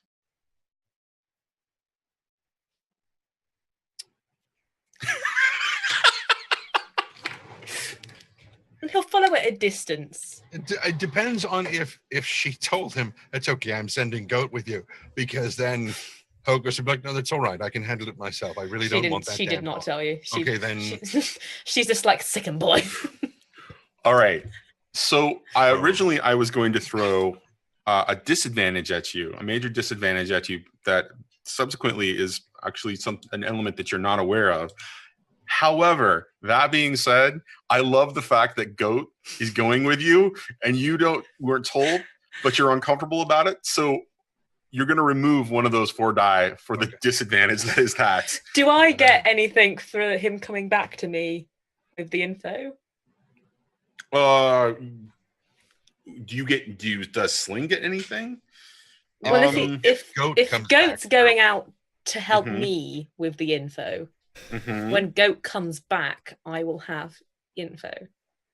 Sure, there might be something there for you too. Was going to be a score for like the whole episode. But so this is. I mean, so seriously, that information will come out of the fortune roll. So if Goat comes back and comes back with anything, then yeah, it would be the fortune, or it'll come out of the fortune roll. So So it sounds like it's 3 die. Why don't you go ahead and roll us 3d6 before we get into any more shenanigans and see where this leads us? Okay. Next thing is notes. Do I see that there? What? The next input value is notes. No. Okay. All right. What the hell is this for? 5. 5. Okay. Good old Goat. Fate has spoken. Fortune has smiled on you with consequences, but fortune has smiled on you. So, Hocus, you begin your day as you're kind of wandering around your first deliveries around the docks. You stop by targeting specifically the order with which you deliver things. You go out of your way to deliver notes or messages directly to the Foghound's warehouse. Thankfully, it's in the daytime, and you also don't run into any of the individuals that you ran into the night that you were first there and you were trying to gain entrance. Was that the first or second session? I think it was the first session, the first game that you guys... Was that at the docks? Yes, that was at the docks. Flashback. Yeah, I just don't remember it being... I remember it being up in Night Market. Sorry. Go ahead. No, you guys were in Night Market at Donovan's when everything was going, when you guys were making all the plans. But the Foghound HQ, the warehouse that is the front, that is the top of it, happens to be, towards the, I think the south side of the docks is what we established. Okay. So you go there and you deliver things, and they welcome you inside for just a second, as they've got a couple of things for you to take with you. And as you're kind of rifling through and they walk you towards into the warehouse, you realize that the warehouse is really empty. Like, there's no cargo to be had there right now. And that anybody that's in the warehouse location is kind of loitering a little bit. They are clearly, not in operation mode right now for whatever reason. They don't have any cargo that they're moving or any contraband that they're moving whatsoever.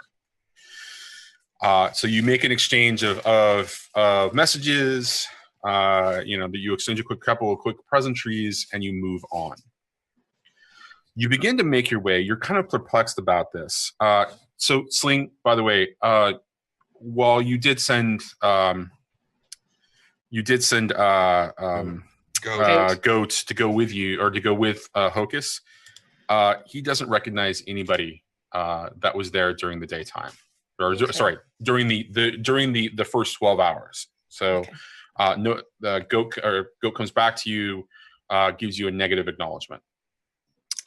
Good boy. You begin to make your way around the rest of the docks, and you're making most of your deliveries at various warehouses or small establishments. You stop in, at the various taverns and inns. You run into Simon at the Wandering God, right? Yeah, the Wandering Gods. Exchange pleasantries, and he offers you a drink to keep you warm, because it's actually quite foggy and cold around the docks right now. You start down the path for your final deliveries, and you come across a Leviathan hunter dock owned by one of the noble houses that looks like it's starting to prepare for receiving a shipment. And as you get closer and you start to make deliveries to the sergeant of one of the Marine squads that are just kind of established, just doing their thing, and you're exchanging paperwork, messages are coming in. You overhear him talking about a shipment that's due in tomorrow night, and that they're expecting a pretty substantial shipment for the Northhook Company. And that they expect it to be quite a large haul, and they'll be moving it through Crowsfoot on land into Coleridge. And when you realize that this kind of resonates with you a little bit, you start to take a look around a little bit, and you realize that there are two squads of Marines just kind of loitering and preparing in the dock area for securing it. There are at least 10 per squad, so there's about 20 men loitering, doing various bits of work and that kind of a thing. Now, having been to the docks in the past, you know that this is regular behavior for preparing for a shipment of Leviathan, essentially Leviathan parts or blood to come in. But it stands out to you as this is the only dock with any type of activity right now, and the time frame says something to you about that. Oddly conspicuous, isn't it? Oddly. So, as you're exiting and you're just kind of taking a gander and kind of looking around, the sergeant takes a little bit of a note, the fact that you were interested.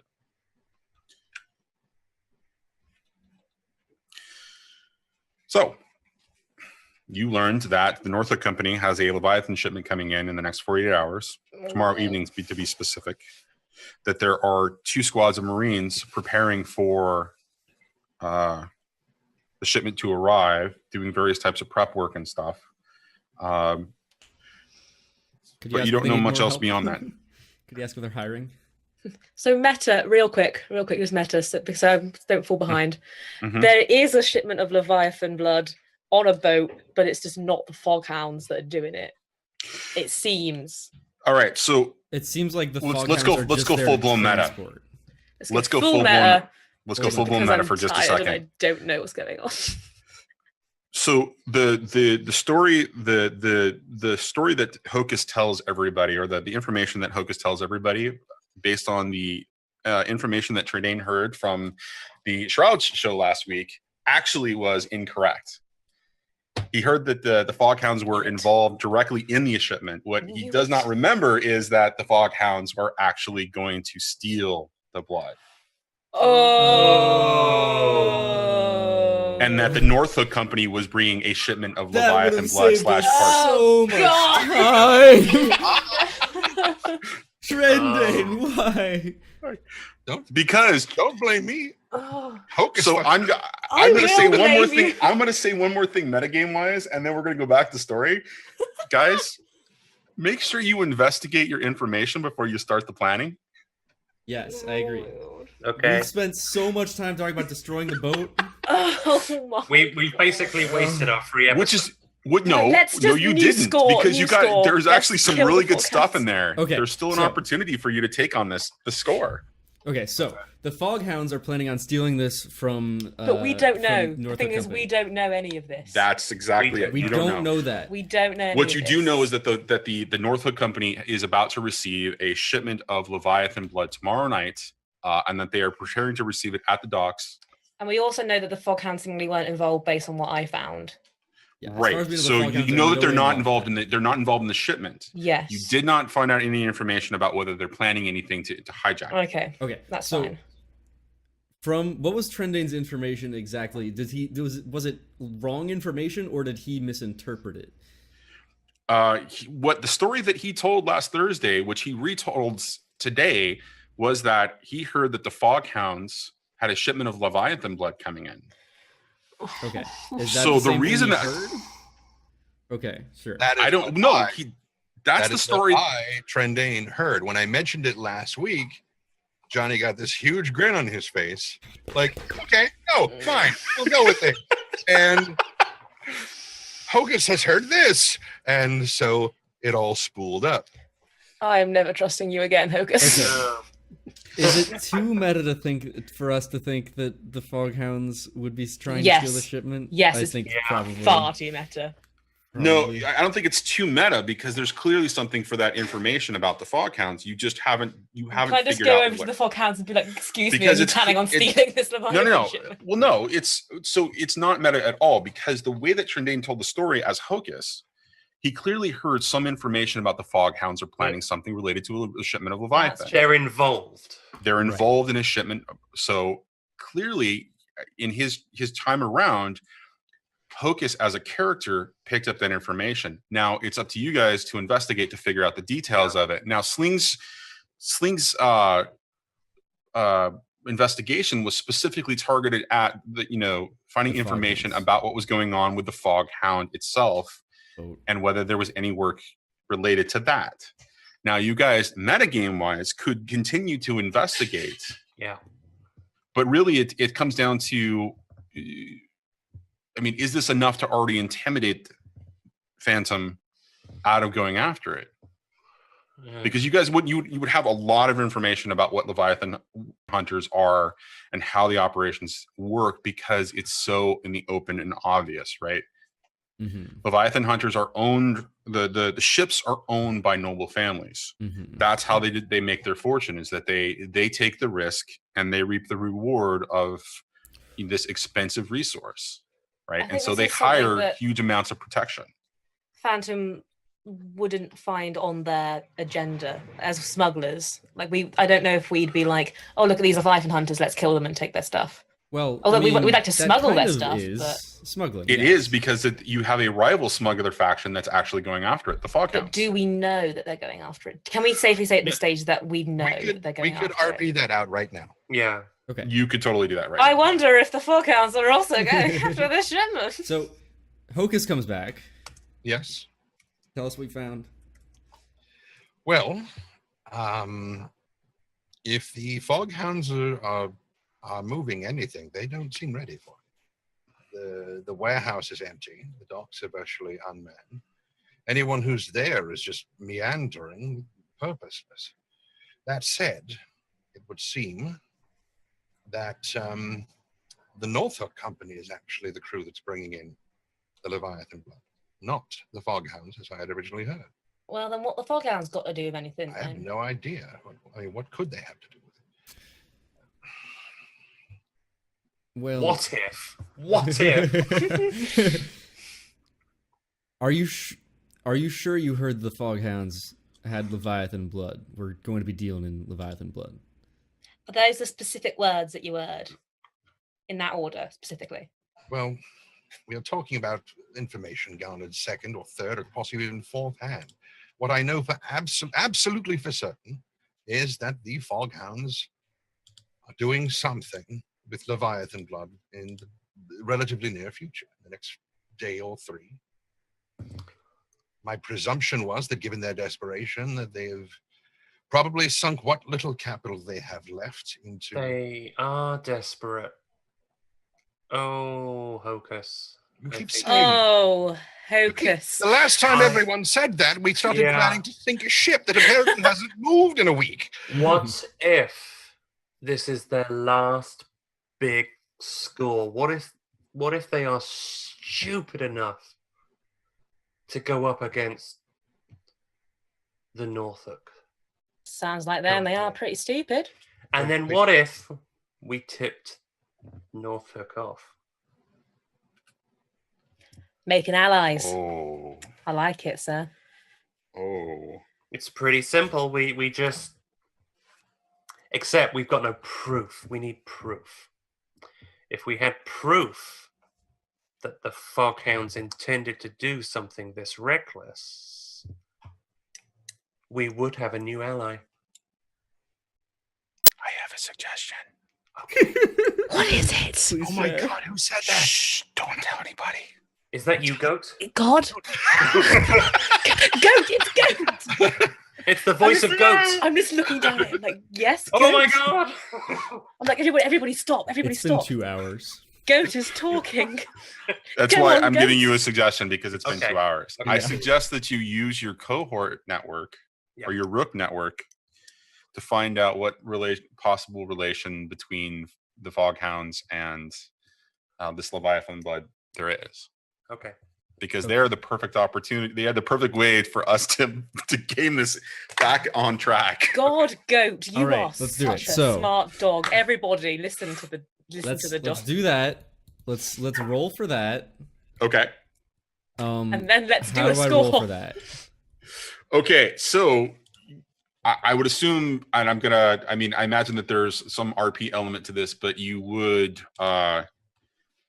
realize that while there is while the information that Hocus originally gave you was incorrect, that there has to be some connection between them, and that you realize that you're just going to spread your little network of rooks out to find more details. I mean, Right. you are in the drug dens, you are, are in the vice dens, so I'm sure loose lips sinks ships kind of a thing.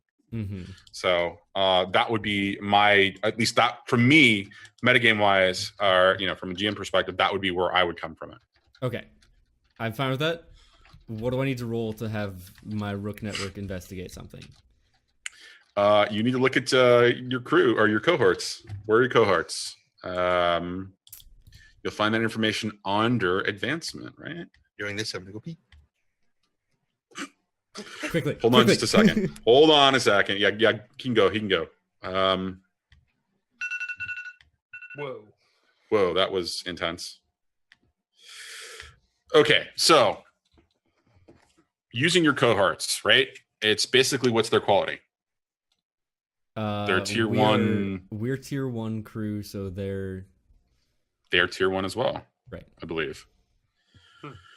So roll our tier. I'm sorry, what? So we roll our tier. Basically, you roll your tier. All right. Can I get any bonus dice because this is an action this is specifically related to another smuggling crew who would also be involved with these vice dens more specifically than just say like blue coats or something? Do you want to lead it as a group action rather than just having them roll? Because then you can roll your command. Could I roll my consort? Sure, if you can make me a good argument as to why that's... Well, when I'm dealing with these people, it's not so much that I am I'm commanding them on what to do. They are their own vice den owners and operators and such.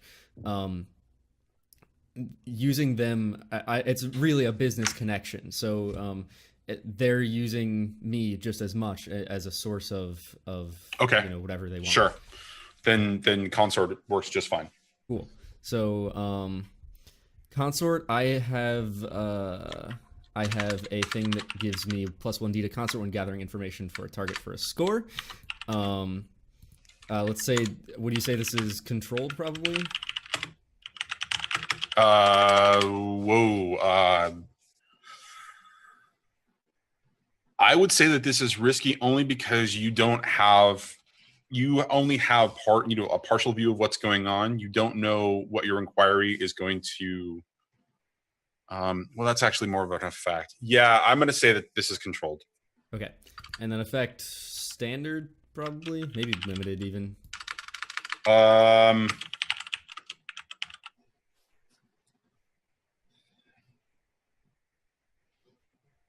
I'd say probably standard because this is a pretty big determinant on whether or not we do this score. Well, if you're going after just whether there's what the connection is, it would be limited. If you're going, so let's call it limited. Okay, and then I get a bonus die for my ability, and then I get another one for using a cohort, right? Yes. Okay, so that's 2 bonus dice. Let's go. 4. All right. 4. I mean, yeah. Okay, so what you spread your little rook network out and then go off, or that you start asking around at the various vice dens. And at first you don't get a lot of information. And then you get bits and pieces about the foghounds. They're wheeling and dealing left and right, talking to any party that will listen to them, trying to hire muscle for a big score. Ha ha. And it's not clear how they're going to pay the muscle if they can't accomplish this big score. Ha ha again. Okay. So Ding goes Grin. So we just need to make sure they fail this score. Yeah. Can Yes. that be asked? Can our score be to make them fail their score? I love that. Yeah. I'm sorry, what? Can it our again? score be to make them fail their score? Yes. Oh, but meta, it would be so nice if this shipment didn't make it for the other team. Yeah, but sometimes you just gotta do what you gotta do, and getting rid of the foghounds. We're not worried Well, about we're not looking to replace Norfolk, but we. I Yeah, know. they're Nice. fine. They It would ain't be no nice- problem. Oh, wait, for us. It would actually- be nice to step into the Foghound shoes. Plus, we can get them as allies. Actually, the Mm. Shroud is being hired by the Foghounds, right, to protect this score, aren't they? That's No. right. Wait, no. Wait, No. well, they're definitely not being hired by North Hook, right? Oh, no. Okay, let's talk a little metagame here. Isn't That's a big meta. fat no. Right, of course. That's a Lisa's big fat character no. is part of the noble thing, right? Who? Lisa's character, isn't she? She's like Violet. She represents a noble house that is diminished. So no, she doesn't technically count as a Does she have something Leviathan. to do with this boat? I'm sure. She does. Metagame wise, her cousin is the one that brought this information to Right. them, That's it. Right, and they were so being they're hired- they're investigating what to do about it. But if they've been hired by the foghounds, but also she wants to protect the boat, but also the foghounds are trying to stop. Okay, sure. Wait, You know what? So they were being hired to protect the boat from the North Hook. Guys, you're metagaming I know, the we're other metagaming too, team, okay. right? I know you're right. So we should stop. you need to think about what you guys are doing because you guys have like 55 minutes right now. I'm Yeah, okay. happy to do a score where we stop the foghounds because that's what we do. Yeah, As Phantom. It's us approaching Norfolk and saying, we've got it on reliable. Well, it might be us actually introducing ourselves properly. Yeah, because Norfolk, they mean nothing to us. It's just like, hey, by the way, these lads that we don't like, this'll be they're going to take your great. boat. This will be great if we become friends with North Hook. I want it. You know, Hey. there is a very simple way to do this. Oh, Oh, draft a message. oh yeah. Doesn't have to be signed or anything. The rest of you go and start looking into the situation with the blue coats in Six Towers. I will deliver this anonymous message to North Hook, which says, a little bird has told us that this, the Foghounds are going to attempt to steal your supply of Leviathan blood, and then we just step back and let the cards fall where they may. I like it. Nice, simple, not overcomplicated. I do Let's kind of do feel. it. I do kind of feel like we should sign it. Your friends, Phantom. Well, that's fine. I'll just, spectrally scrub it before I hand it over, like we did with the other. Of course. Yeah. Sounds good to me. Let's get going on this other score then. Yes. Okay. So. Well, wait a minute. So, well, hold on a second. Let's be clear about this. You are going to compose a letter and send Hocus to deliver this letter anonymously to tip off the North Hook Company that the Foghounds... No, we're signing it. Oh, you're signing it. Well, That's what you're signing, we're right? gonna basically sign it Phantom, and that's it. Yeah. And goat. No. Okay, this is a lot. I mean, this is more complicated than just delivering a message. This almost sounds like a social engagement to me, as in a very specific social engagement score. Well, if you all are he's doing is delivering a message as a courier. Okay, I'm trying to give you an opportunity to do something more here than attribute the results of this to a fortune roll, because I will roll that fortune roll, and you better hope that it succeeds or fails. I mean, so you better hope it succeeds really well. Okay, all right. Shut up. And we do want My to brain do hurts. a score today. Yeah. Maybe we should. So if that's what you guys want to do, if that's what the plan is, I'm more than happy to just to let it, to determine the results as a fortune roll, and then you guys will deal with the outcome of that, and it will have an effect on Shroud's score whenever they make an attempt on that. When the GM says, maybe you want to consider doing this, Let's do it. kind of think that it's probably a good idea, and it would be, if we had a social engagement with North Hook, it's a good way to introduce ourselves. It's a good reason for us all You're right. to be there.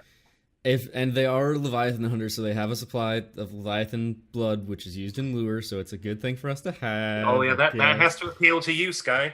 It does. Well, it appeals to Sling. Oh yeah. Yeah. No, so remember that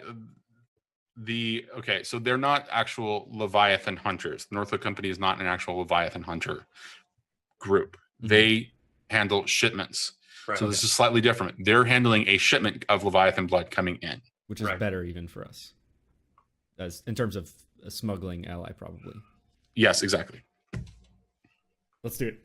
Social engagement. Let's do it. Action. All right. Hello, sir.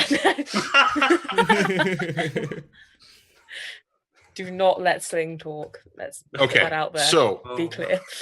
with that understanding in mind, what is it you guys are going to do? Are you going to try to broker an actual conversation with them?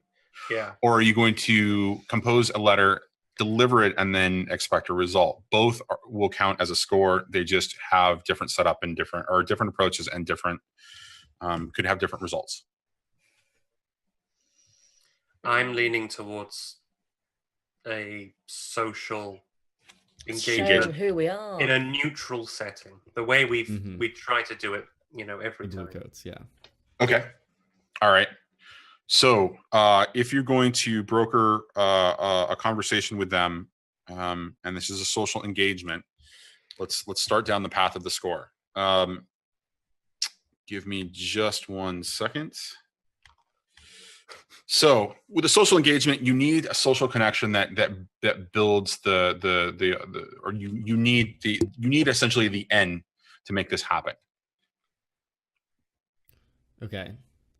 What is our end goal, you mean? No. You need a connection that builds this relationship, right? Okay. We're gonna jump right. Seen her on we're the gonna- docks. We know that. Perhaps it's through that marine connection. Perhaps again, Grin's network. Perhaps we have That's a true. way in via the marine leadership. That's true. Okay. I like that. Grin knows people Yeah, he does. He's worked in at the many. docks. Yeah, he's worked in various merc and bodyguard circles, so it's possible if he walked up, he might know someone. If he can find a Scotlander that's on that crew, that would be a great way to be introduced to the higher ups. Okay, so on the crew specifically for the Leviathan ship that's coming in for the blood, or No, somebody who sorry. works for the company, the Someone's Cruise. yeah, someone that's part Okay. of the Marines. Okay, so I would assume that it's probably a Scotland laborer of some kind, Okay. a dock worker that has brokered this. So we've got the detail. We know that this is a social engagement. Do you guys want to change your loadouts before going into this situation? Yeah. Do you want to bring anything very specific to this? And also, who's actually going to do this, and where is everybody's position on this situation? I'm going to be to the left of Sky. Okay. I'll be to the right of Sky. And I imagine Hocus Goat- is probably going to Goat will be avoid. between his legs. Well, that says something about Goat. And yeah, you're right. Hocus is going to be as far from there as he can conceivably get. The only way that he could go is if he would be absolutely certain that when he shows up in all of his whisper garb, that no one would attempt to remove his mask and see who he is. Oh, I think you should be there, because having a whisper standing behind Sky would look really good. The second they Cinematically, yeah. second they say unmask, we want to know who you are, they're going to see the courier that brought them the message the other day. Right. Going meta, does that happen? Are whispers asked to unmask often, or is there a kind of hands-off, don't go near whispers? For me personally, the only people that I know of that do not get challenged on that is spirit wardens. Yep. Right. Okay. You're not one of them. That's I am not okay. one of them.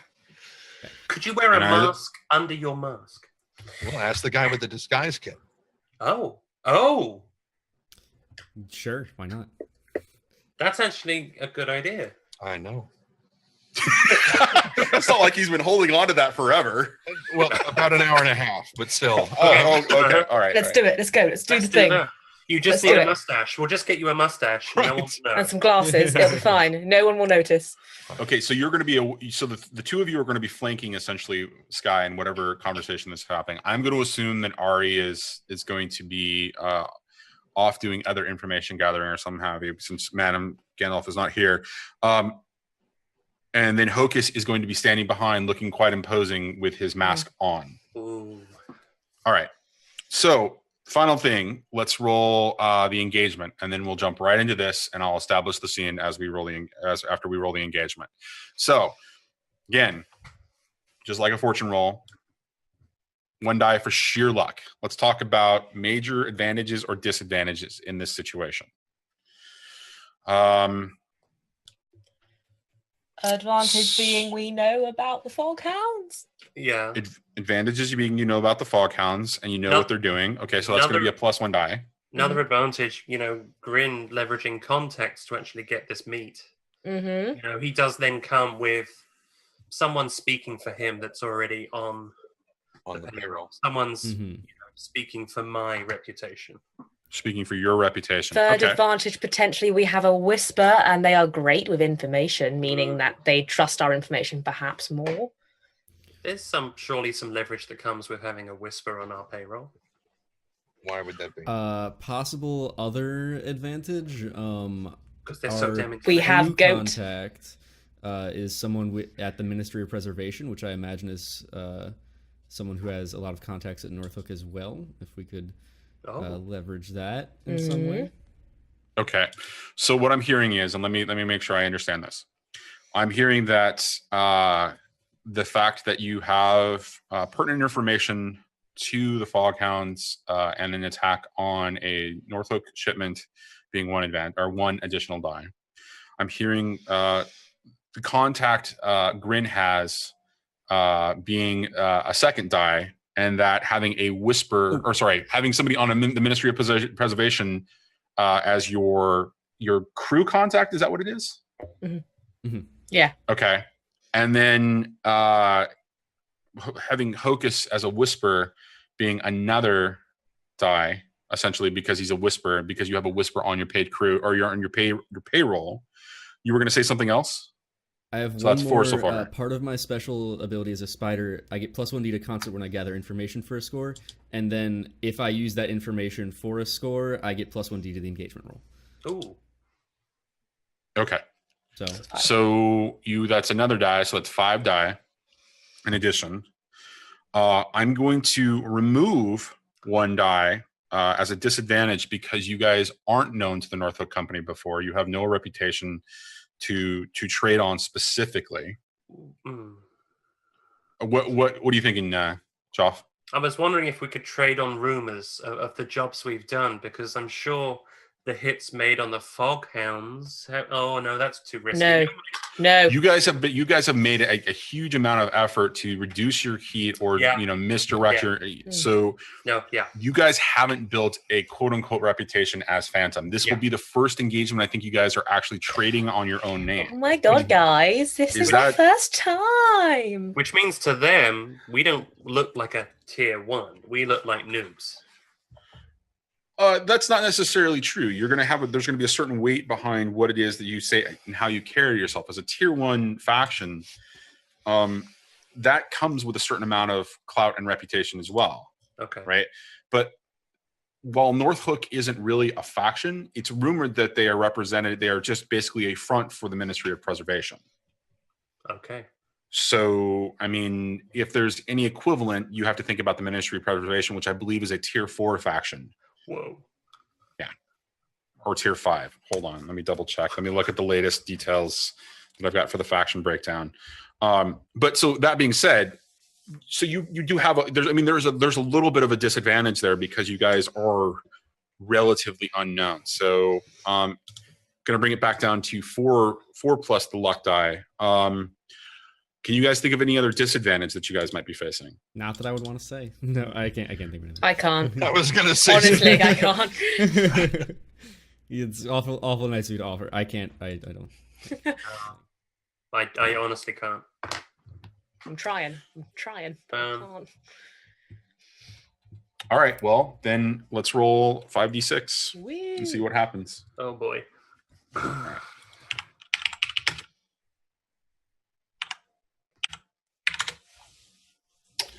Fours across the board. 4s across the board. That's really 4s and 3s. So it's really weird how the average just kind of played across that. All right. So let me set the scene. After making some inquiries with Grin's dock worker contact, a bunch of drinks were had there. A bunch of conversation was carried on.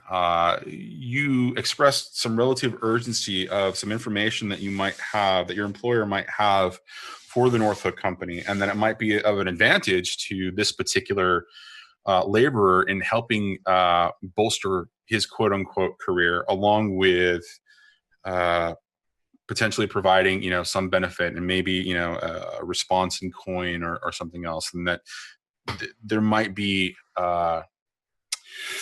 some level of benefit for everybody involved in information related to potential heist for one of North Hook's shipments. After a couple of drinks and some frivolity and some Scotland folk song singing, and your contact's eyes get quite wide and suggest that he's incredibly interested, and almost immediately after downing the last part of his drink says, "I'll be in contact shortly," and kind of moves off. After a fair bit of negotiation in respect to a neutral location, there is an agreement to actually meet at the Wandering Gods Tavern inside of the docks. Given that it's a docks location and that North Hook's contact feels more comfortable drinking at a local establishment, especially given the fact that you will potentially be bringing, more than just yourself and your employer's initial, just you and your employer. So The Northhook courier, though, not Hocus, sends information that they will be procuring a private room in the back from Simon, thus allowing you to have a private conversation. And the appropriate time actually is just after the day's labor is done, essentially. So, past the 12th hour, but you just kind of, at that dusk kind of a setting when the sun can very kind of sort of be seen, off in the distance, out across the void sea.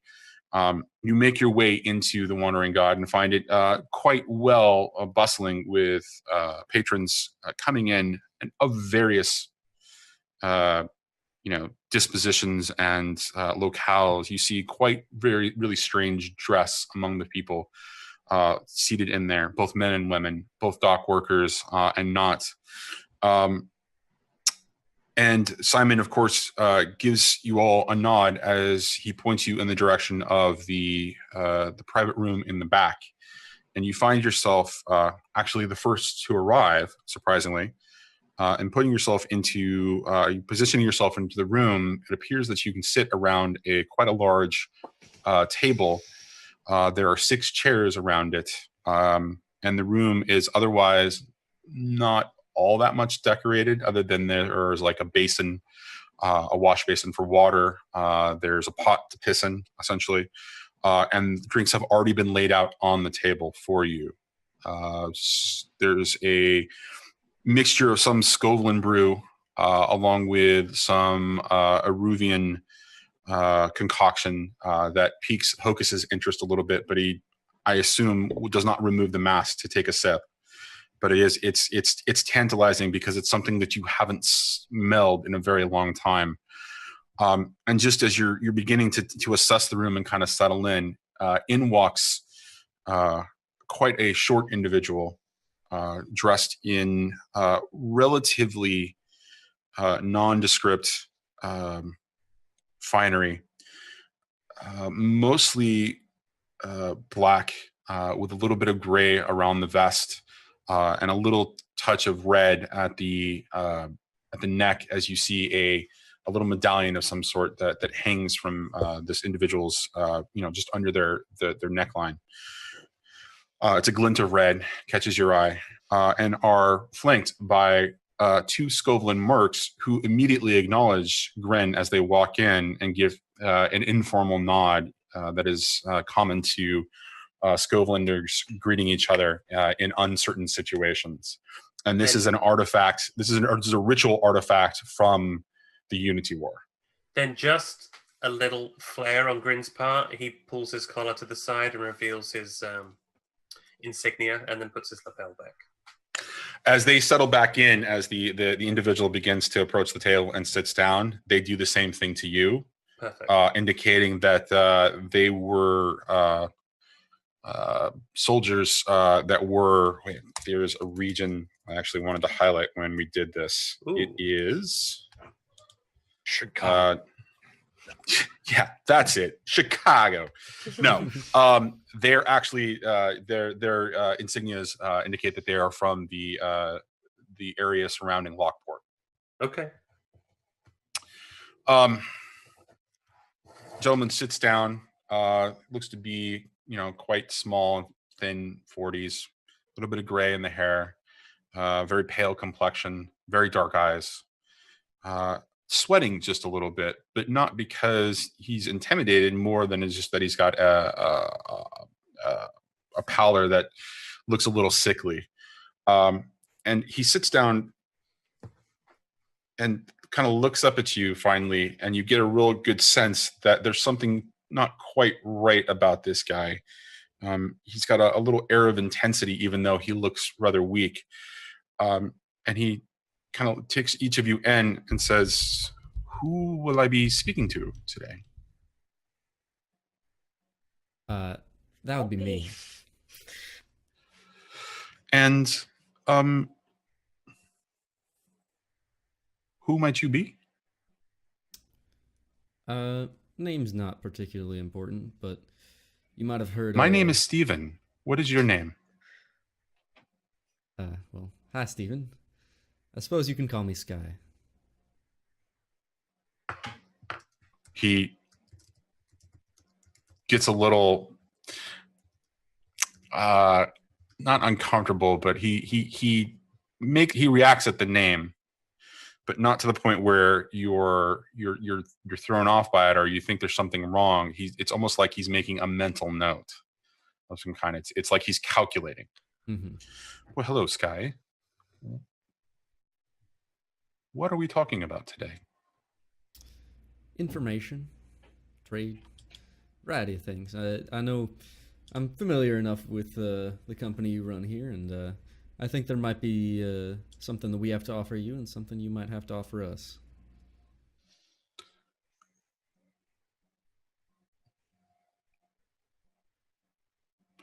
He thinks about that. He starts calculating in his head, and you realize that his eyes are almost reading something, the way that his eyes are moving back and forth. It makes you a little bit nervous because it's almost like he shuts down for just a second.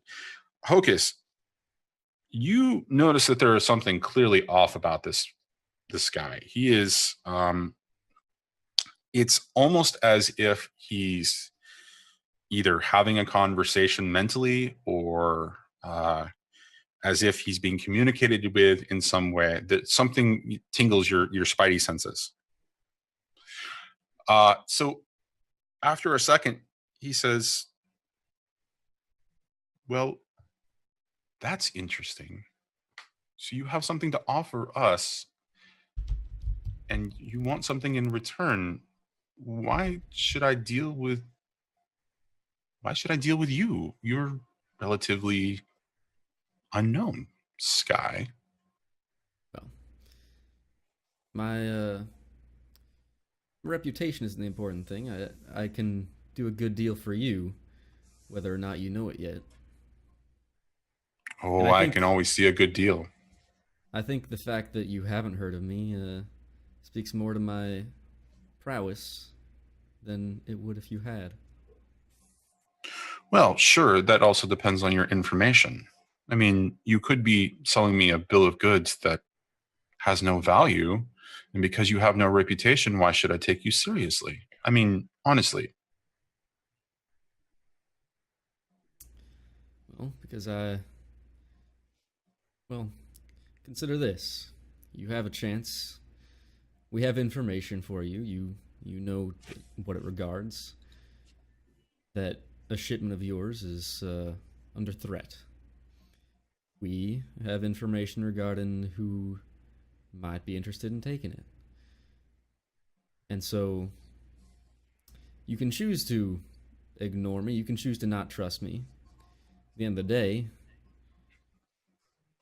no harm can come of you not believing, but a whole lot of harm can come from you falling for their trap.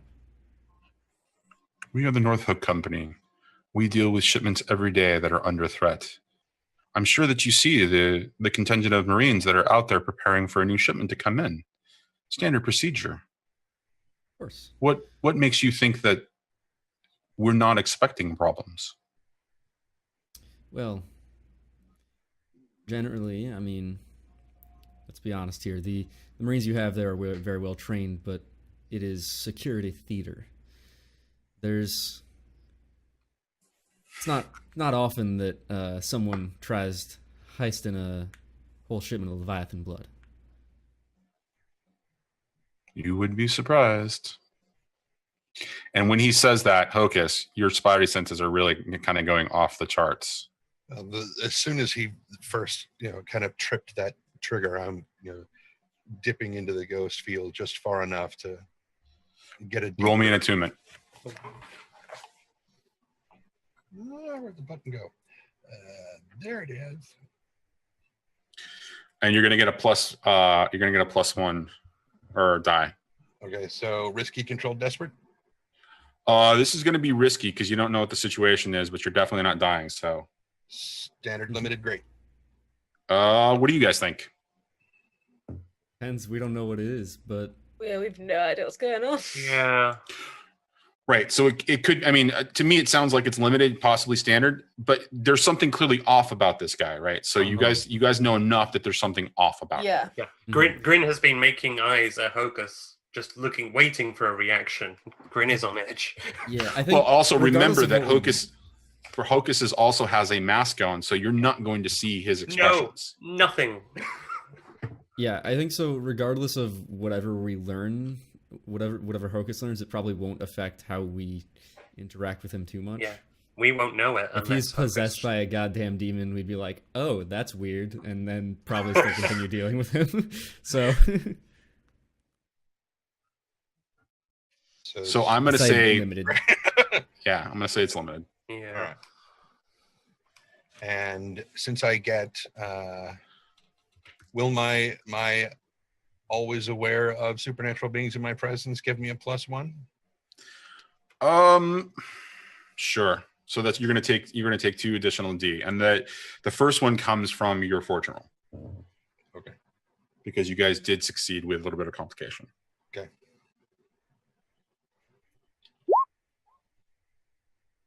Having a board. All right.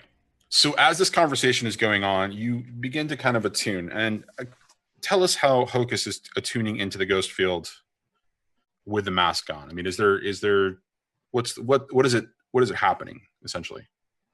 Well, if he weren't wearing the mask, his eyes would just kind of glaze over, get a little bit milky, perhaps, almost like cataracts were starting to form, but not quite. With his mask on, it's a little bit different because the mask is very old and it's a family heirloom. The we don't actually have. I mean, we've got the picture of what it looked like originally. Right. We don't have the picture of what it looks like now after it's been shattered and reassembled incorrectly. But it is basically, it looks like a gray kind of granite-like stone with these black. They're not claw marks, but they're just lines down the inside of it. But it's been like shattered into 4 pieces and then put together backwards, and upside. The upper halves are upside down, so the eyes, which would normally look a little bit happy, are upside down and backwards, so they look sad or dejected. And then the what would have formed this sort of a shape is now split in half and is this way. So his mouth would be exposed, but there's fabric and chain underneath it. But the lines that run down the front start to just barely glow a very faint, a pale, muted sort of blue, like the rest of his robes. He's actually dressed in a manner that would be very fitting of a Bedouin shepherd, if you wanted to look at what the Erubian robes look like. He looks very much like, but it's very muted grays and blues in the color, and the black lines have just a bit of glow to that, and around the edges of the eyes while he's attuned. Okay. So is that light glowing visible to the naked eye, or is that something that only somebody attuned to the ghost field can see? Only someone attuned to the ghost field would see it. Okay. So as you begin to at kind of first, if he dips way down, if he really goes deep, then it starts to become more. Okay, so as you begin to attune, and you can see a bit of the faint glow coming through the eye slits for the mask, things begin to come into shape a little bit clearer as you see the residual of the ghost field all around, seeing elements of the walls, aspects of, what living beings leave in respect to residual energy, their life essence, essentially. But as you attune even more, you see a figure kind of begin to take shape out of this essentially background noise. And the shape at first appears to be quite small, but then stands up. And you realize what's going on is that the entity, spirit, shape, whatever it is whispering into the ear of Stephen, sitting in front of everybody, and there are various little bits of a red glow around when this willowy, tall, sort of spectral creature kind of mutters to Stephen's ear, and then he stands back up and you come to realize that it is a he, and it's a very old individual, just kind of, whispering things in conversation.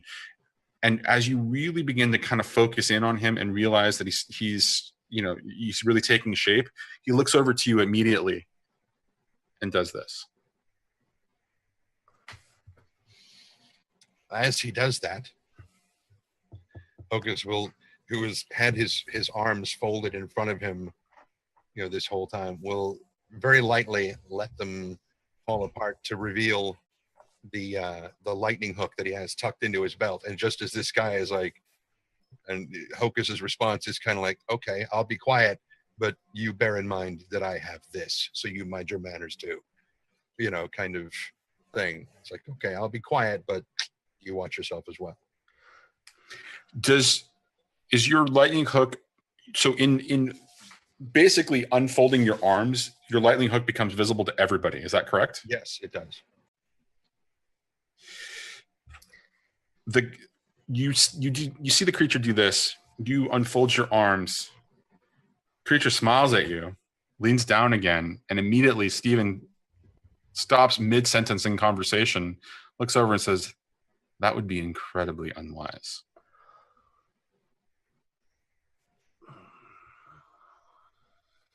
And the rest of you are like, what the hell's going on here?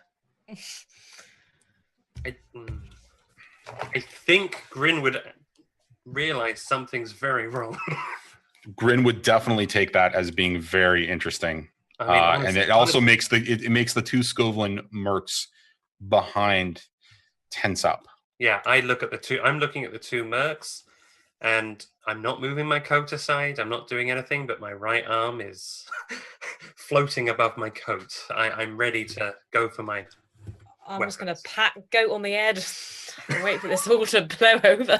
You're So- making cooing noises. Sky, as Stephen looks back at you and says, "You bring your assets, I bring mine. This is neutral ground.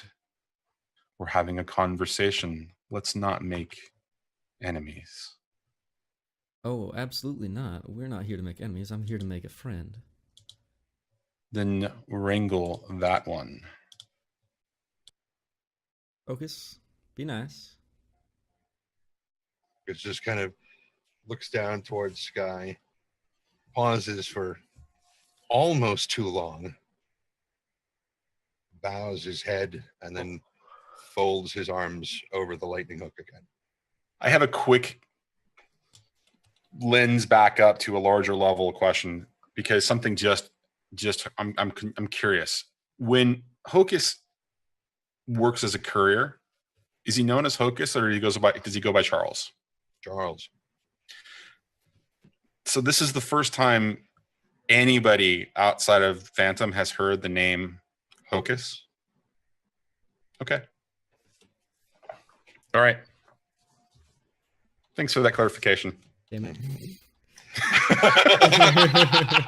It's fine. Because that long stare was like, oh, great.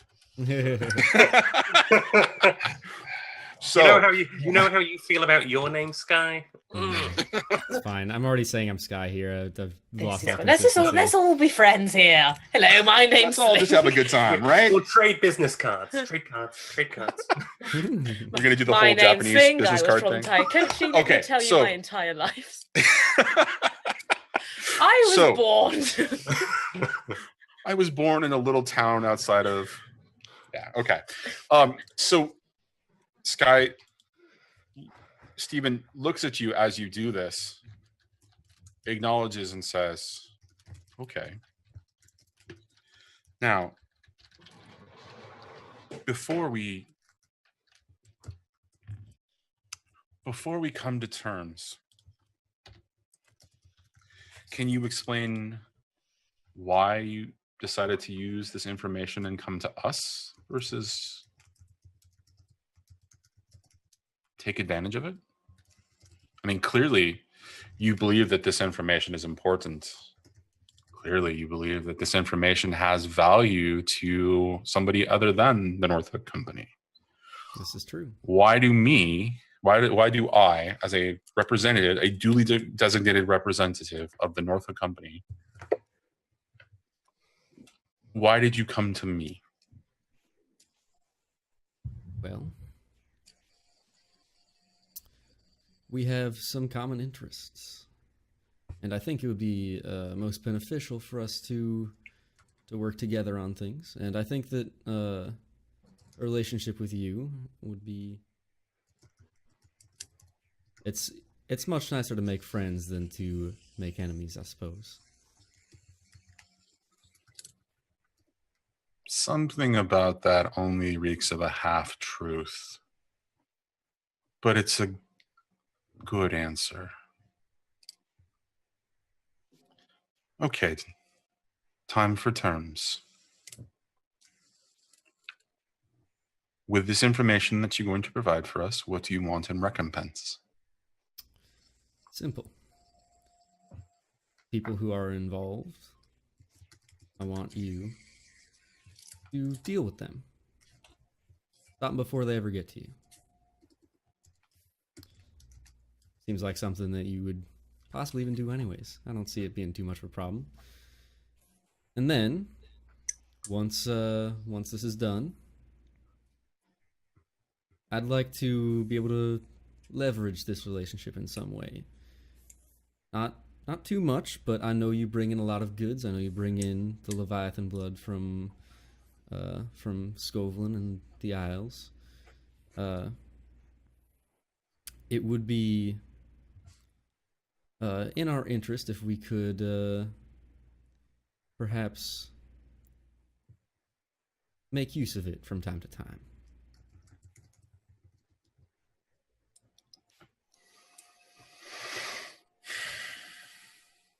Okay, I think that this is either there needs to be some sort of roll to determine his reaction here. Okay. That this needs to be thrown against fate. So it's either like a sway or a consort of some kind, or even a fortune roll if you don't think anything else really applies. I would very much like to make it a consort. Okay. That sounds good to me. Cool.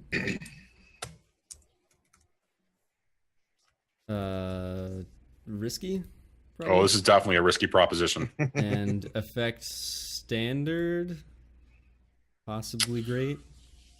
You were taking a big freaking risk here. So I think that it is definitely standard. The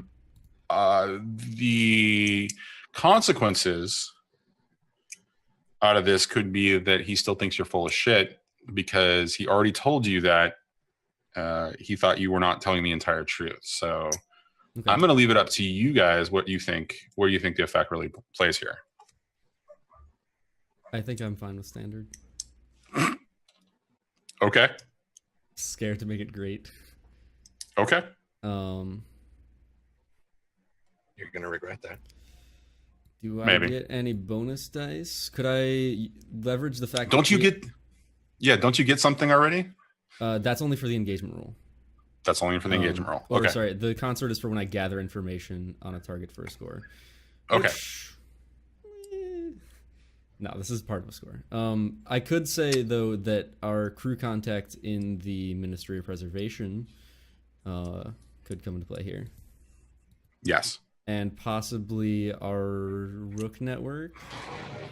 No, your Ministry of Preservation contact definitely.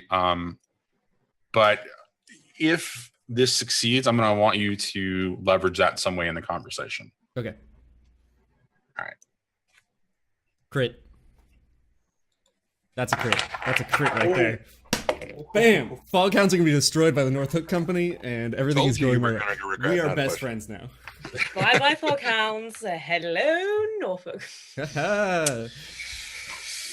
Also, can I just clarify? Is it the Norfolk Company? North Hook. Okay, Norfolk. North Hook. Because I'm just thinking of Norfolk, like up the country from me. I'm just like, this doesn't. We don't all have no, it's accent. not a folk song. It's a hook. It's a line and sinker. All right. Wow. I wasn't expecting a crit out of that. I was. That's why I said you're going to regret not pushing this to the next level. Wow. Okay. So why can't we be friends? Why can't we be friends? Joff, you don't have to mute yourself for your daughter. It's all good. He immediately kind of looks at you and says, "You think that information's that good, huh?" I think so, and I think you'll be more than happy with the results if you do pursue them. And just out of curiosity, I still don't completely trust you, but why? Why do you think this information is so good for us when we're such? I mean, it's confusing to me. This is risky. This is a risky proposition for you. You're relatively unknown. You speak not only your own name and confirm it. You didn't have to. You did that out of what I assume is good etiquette and courtesy. You bring a whisper and name him. Now that's interesting.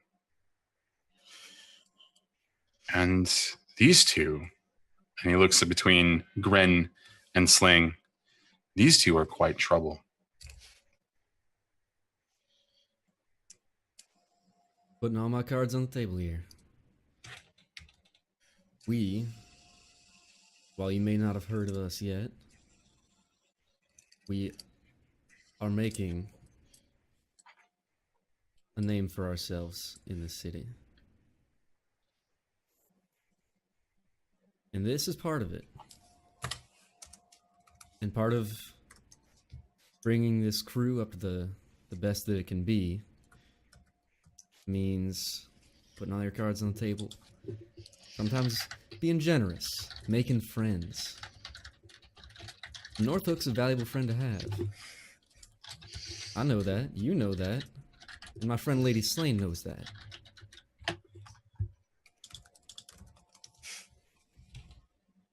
All right. Just So, nods. Sky, you have a deal as long as the information is worth my time. We're going to have a second conversation once I'm able to independently verify it. Very well. So,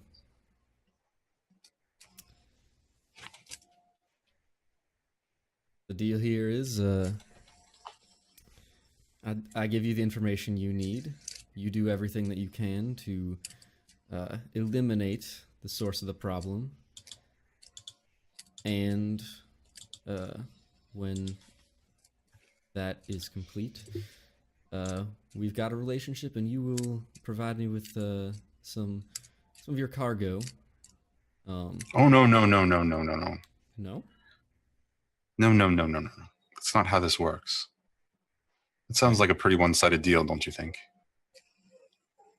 You will provide me with this information, and I will provide you with an opportunity for a relationship. Plain and simple.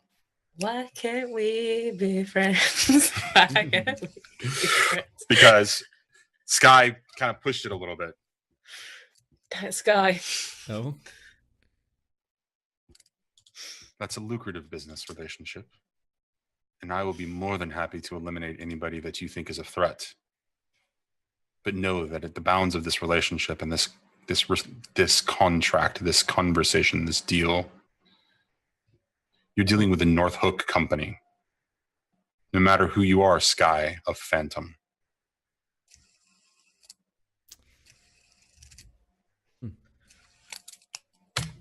Now, I didn't in any way mean to overstep my bounds. I assure you, I wasn't expecting to be receiving any of your cargo for free now.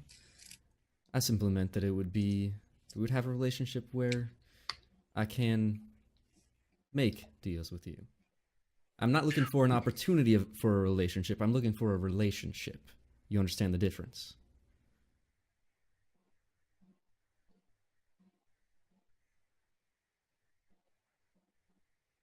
He's just staring at you. And Hocus, you see that there is much being conveyed to him by the spirit. and it's fast and furious, and the spirit keeps looking at you as it's saying this, wondering if you can actually hear what it's being said. And finally, it stands up, and Stephen just turns just for a second, like that. All right, Sky. As I said before, this is a relationship. As long as your information is valid,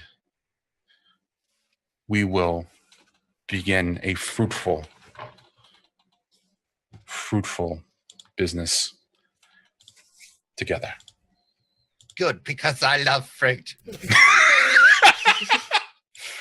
However, I think and let me we'll be friends. I think we'll be friends. However, and let me be clear, if this information proves false in any way, we will be having a second conversation that will go much worse. Now, what is this information you have for me? And he sits back. And Hocus, you notice that the spirit has now stepped back and is standing behind him, watching Much like I am behind Scott. watching you. Mhm.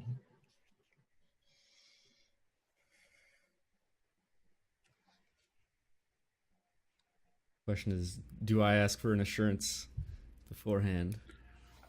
But no. Well, you've already started that conversation, right? You've already tried to get, more that you mean. So the crit is this relationship is going to be successfully brokered at this point. Okay. He is setting the terms of that relationship, right? He is letting you know that, you are still a tier 1 faction, and that the Northook Company is quite a powerful organization, right? It's basically a pissing contest, essentially. That the exchange is happening here. So, And they are hooked to the plug. They have much stronger piss than we do. All right. We have weak piss. Is it filled with? Yeah. They have Leviathan blood fueled piss, and we Right, just they've been slugging it back all night, and they're ready to go. All right. And you did say you already put all your cards on the table, I so did. yeah. Makes sense. So we've received a bit of information. Never mind from where, but I assure you we are confident in its validity. That there is a crew who has firm plans to steal your next shipment of Leviathan blood. you've already told him. That's how we established Right. this meeting. The crew in question is the Foghounds. They're at this point, they've been struggling for quite a while now. They're weak, they're desperate, but Cornered Hound is a dangerous one. So, we know that they are planning on, as you move this next shipment, planning on making a heist of it.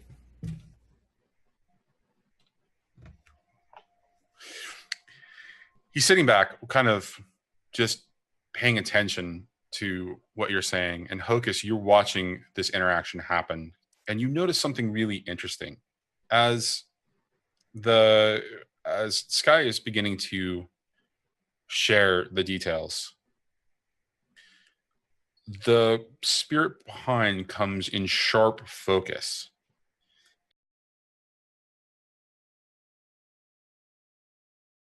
Yeah. So sorry about that. Recap the last 8 minutes. Yeah. We're friends. I think they a missed crit roll that. determines friendship. Yeah. So we're friends now. And they found the information very interesting, and the Foghounds were waiting for a chance to put Margette in her place. And the spirit Northook man was looking like, for a way. No, "Ooh, Northook was I'm looking here." for an opportunity to put Right. Sorry. That's Margette in her place. So it what- happens to be the leadership of Foghounds. I've Foghounds. met her, sort of, almost. I followed her, and a Yeah. bear friend man. Right. All So the way back in the beginning.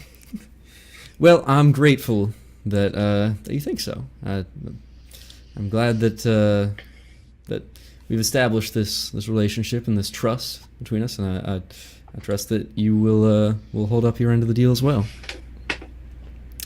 It's a pleasure doing business with you. Absolutely. And he says, "Now you have a lovely day. Don't spend that coin too far. You're going to need some of it." And he pushes back, and Hocus sees the spirit just kind of fade back out of the room as the door is opened by one of the Scoveland mercs. And Stephen immediately turns around and begins to head out. Grin, they acknowledge. Did we lose? Okay, sorry, you were not moving. They acknowledge you one more time after Stephen has kind of moved out of the room and begin to exit. And you guys just successfully negotiated a relationship with the North Company. Yay! Nice. Congratulations on that. That's a pretty awesome score. Yeah. I want to do real quickly. I want to do payoff before we jump into XP, and then we'll do all the rest of the downtime activities on Thursday. Okay. Which means, for- ladies and gentlemen, we might get to meet a very special man. Who would that be? I mean, I don't seriously, know. who would that be? Bill Gates. You probably want to link that in chat just so people have an opportunity to read that. We did it earlier. Can somebody, any of the mods that have the thing, please, please, thank you, please. So, I'm not trusted enough to post links on this chat. no love for you. Oh, I have 60 seconds. Oh, God. Go. No pressure. Nothing is All right, loading so- in time. Standard score rep for any given score is 2. This, based on what you know about the Norfolk Company, they're pretty reputable, but because they don't have a particular tier because they're not a quote unquote out there faction. We're going to call them for additional rep. And half of that is because of the fact that they're possibly a front for the Ministry of Preservation, which is a tier 5. And so Okay. I'm going to give you half round down. The other half of it is that is quite a fucking ballsy move to try to get the Norfolk Company as a relationship. Yeah. So yeah, you're going to get an additional 4. So that's going to be a total of 6. I also am going to point out that you might want to pay attention to what Nyx does tomorrow. Why? I'll just listen to half of it and then report that back to the rest of the group. That sounds like a great idea because I love the RP elements that came out of tonight because you guys were going half cocked one direction and it ended up being really well for you. But so rep, you get 6. For coin, Make it 7. you are going to get 4.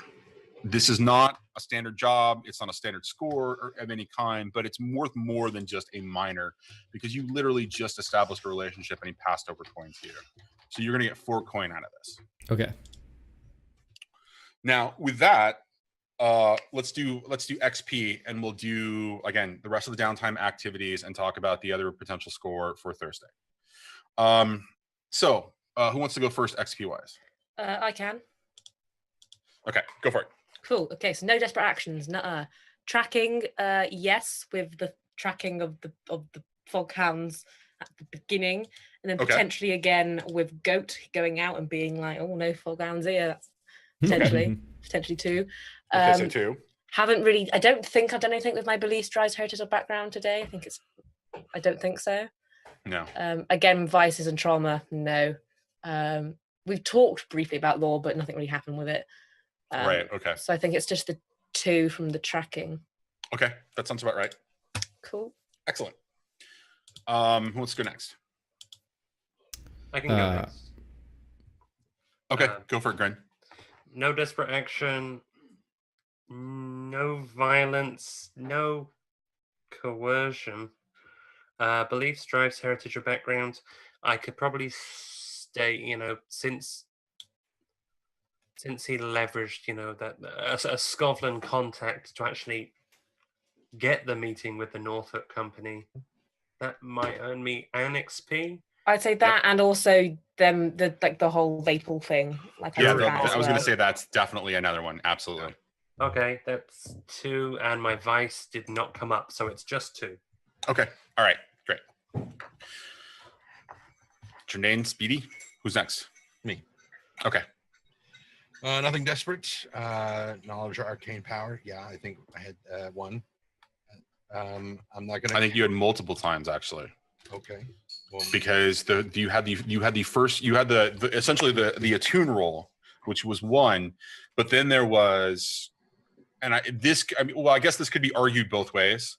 It could be your belief, background, heritage, or drive, but the whole drop in the arms and exposing the hook was definitely, to me, spoke as much about the arcane as it did, and arcane knowledge as it did about your background. So okay. so it's either it's your choice. You can go one in one and one in the other, or both in that one, and then we can talk about. I think there was another situation where it was belief, drive, heritage, or background. So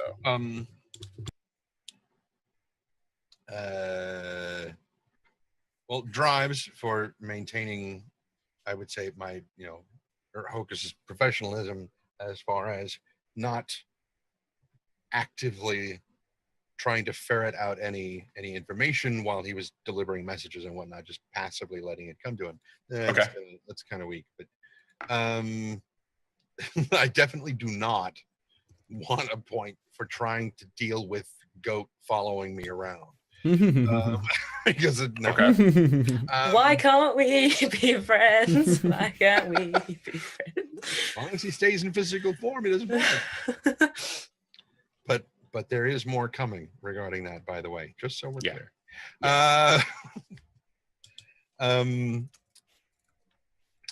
Struggles with my vices or trauma. Well, we'll skip the trauma from Goat, but that ghost, that spirit, was unsettling, to say the least. Yeah, for him. So let's say 1 for each. Yes, absolutely. So that sounds like it's 4 altogether. Or no, sorry, 1 for each. So 3, 1 for each of those. Yeah, okay, all right, that makes sense. Which fills up my bar and leaves me with 1 extra. Okay, all right. And that leaves Speedy for individual XP.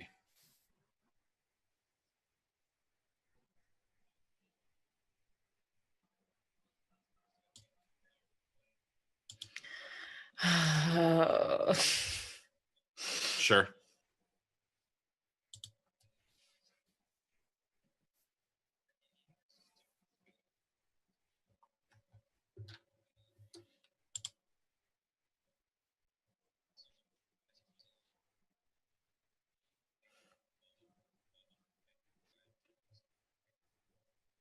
Oh, is that what you were doing? Oh. They're saying Apparently they can't hear you in chat. Apparently they can't hear you on stream for whatever reason. Oh no, Not again, seriously. Recap the last 40 minutes. Fix. It's fine. It's fine. It's Okay.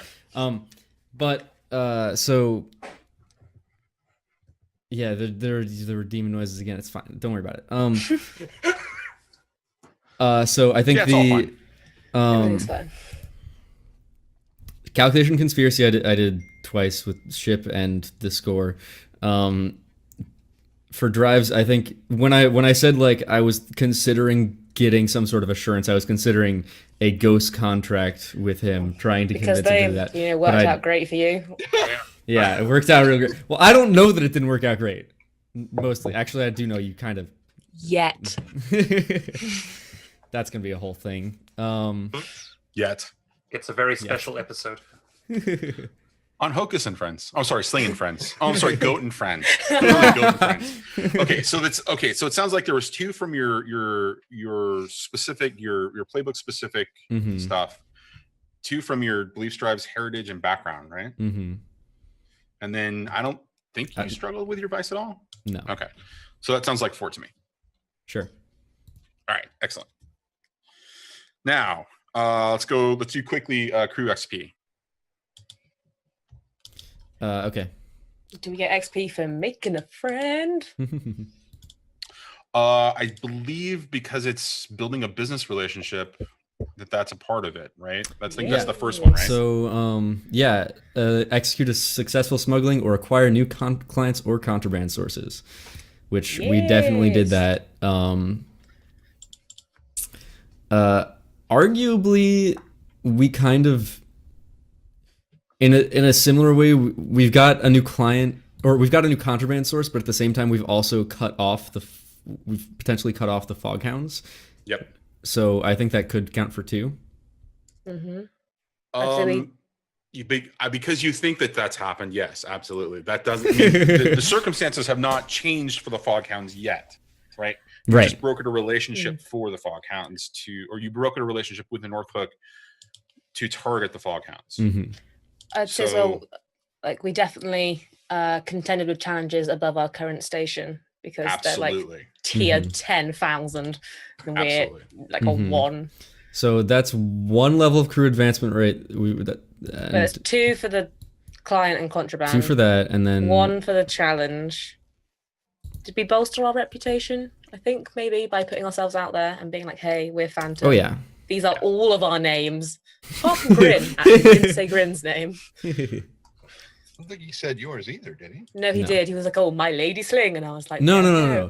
I didn't say Lady Sling. I said Lady Slain, who is one of the higher ups in the Ministry of Preservation. That's our crew contact with them. Oh, I'm fine then. That's fine. Yeah. No worries.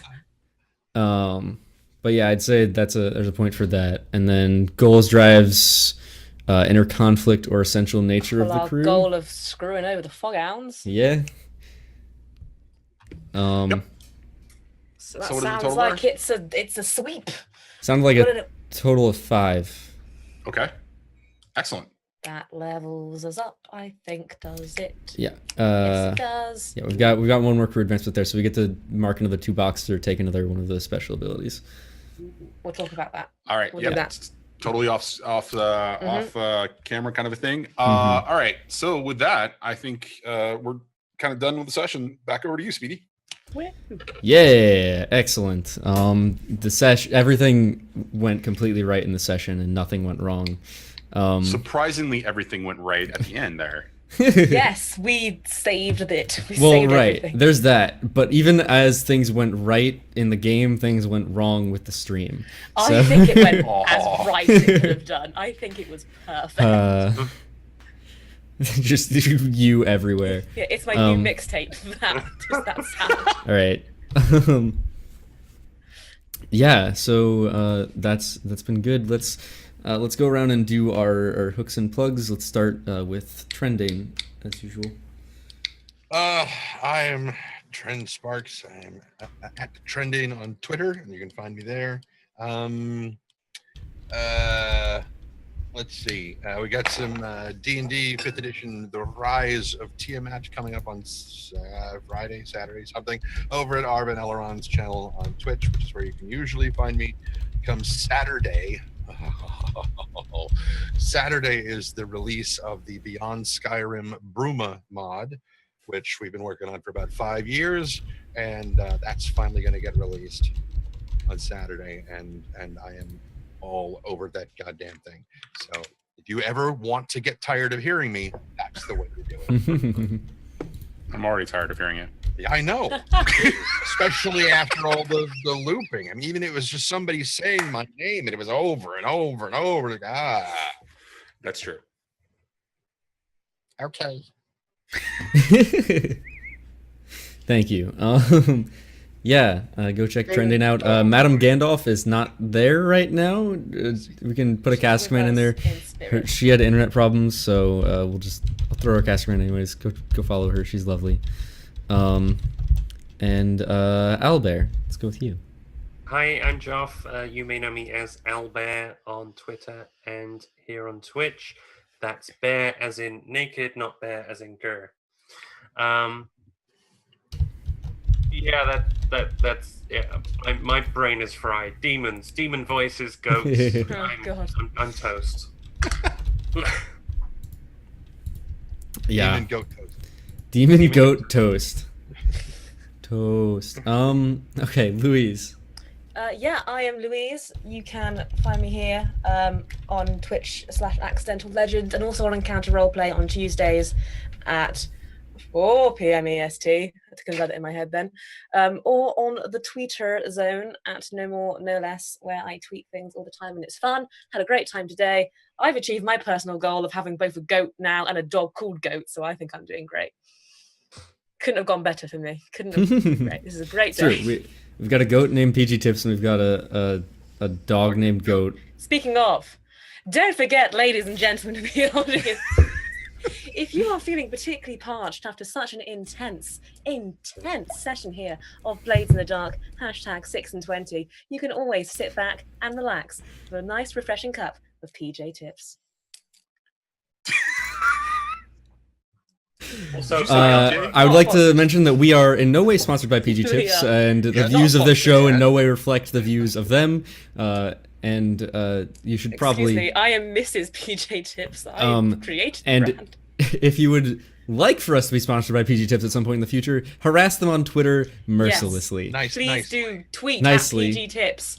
Tweet at PG Tips. Time enjoying my #PG Tips at PG Tips, do it twice, whilst watching Hashtag 6 and 20 at 620 Wait a minute. Blades 620. So if they're supposed to enjoy their PG Tips, how are they going to drink it? I mean, by what method could they possibly contain it? Well, Why, they perhaps could in a possibly perhaps contain such a beverage in a lovely mug, which you can find at the TeePublic Unmade Gaming Store. Imagine this mug, but 10 times sexier. Wow. Now, The link is wow. in chat for that, or if you're What? watching the VOD, it is at TeePublic and search Unmade Gaming. Right, but they have to drink it naked because we don't sell anything else other than their mugs, right? Why, I'm glad you asked, because no more are we forcing people to drink hot tea naked, because we have these incredible shirts that you can buy. my goodness. That is amazing. We thought of Wow. everything here at 6 and 20, not sponsored by PG Tips. So you don't have to. It comes in a fashionable black, so if you spill your PG Tips on it, it is perfectly fine and resistant to I spilt my stains. drink. Not a problem. Also available in a variety of other colors. Buy them all. I hear they have purple. They do. That is one of the many colors. That is a colour, correct. I actually have the purple one on it. Ooh. Excellent. People have known that I quite like the color purple a little. One okay. day, maybe in the future, we will have both PG Tips, the goat plushies, and Goat the dog plushies, if that's a thing. And if those of you out there are interested in seeing more of this fantastic content of 6 and 20, I wonder if there was there possibly a way? some other show, some other channel where you could see it I've never another heard of time in the one. same week. From another Really? side of the equation. Are you telling Another me, side of the everyone, equation. If Are you've ever you wondered, telling me that I can watch 6 and 20 twice in 1 week, Oh. but with 2 different crews? oh, not only that, I can tell you that this week only, for 1 week only, you can watch 6 and 20 3 times in a week. All right, You we know got what? I today, just Tuesday. cannot handle myself, good sir. You can see it tomorrow on twitch.tv/unmadegaming, and you can see it again on Thursday at twitch.tv/NotSoSpeedRuns, the channel that you are on right now, unless you're That's watching the VOD on us. YouTube, in which YouTube, case it is somewhere else, which the link to is in the description. Probably. Wow. All these Poor Johnny. coincidences that are coming And- together perfectly. And if you're thinking to yourself, wait, only 2 channels are running the show, that may be true right now, but I can tell you about another man, another brave and bold man who may in fact be carrying some sort of 6 and 20 production at some point. No, never. Not gonna happen. It's never, not even in the cards. I don't know what you're talking about. Sorry, Hocus, your information is flawed. God damn it. That will always be a It thing. took us so long to realize. It's just that moment I was at the foreground and I was like, this doesn't make any sense. This doesn't make any sense. So I have to tell you, I was getting messages from Mike. have they figured it out yet? Have they figured it out that it's not the foghounds? And I'm like, yeah, no, they haven't done any investigation yet. I watched that episode, and I should have known. I should have realized. Yes, obviously, the North Hook Company. There was so much about them. They didn't get a chance to finish saying it because when you're Margaret right. was talking about it, she was like, the hook, and Mike was like, done, and that was it. That's all. And I was like, oh, there's something there, and so I started thinking about it, and I wasn't paying as much attention to what was being said after that. So that's why I got the shit confused, which is amazing. I love it. The past is in the past, and we're gonna move forwards. Always forward. Always forwards, never back. Makes sense. Which is not Sling's motto at all, because she's pretty much always moving backwards in circles. Now with a dog. Okay. But Johnny, do you want to say your bit anyways? Yeah, I'm going to make it very quick. My name is Johnny. Run the Video Store Cowboy channel on Twitch. Do variety streaming, and as Speedy alluded to, I'm sure at some point, very much in the future, not in the next month or two, not at all. That's just not going to happen whatsoever. I don't know what you're talking about. There'll be a 6 and 20 show probably on there too.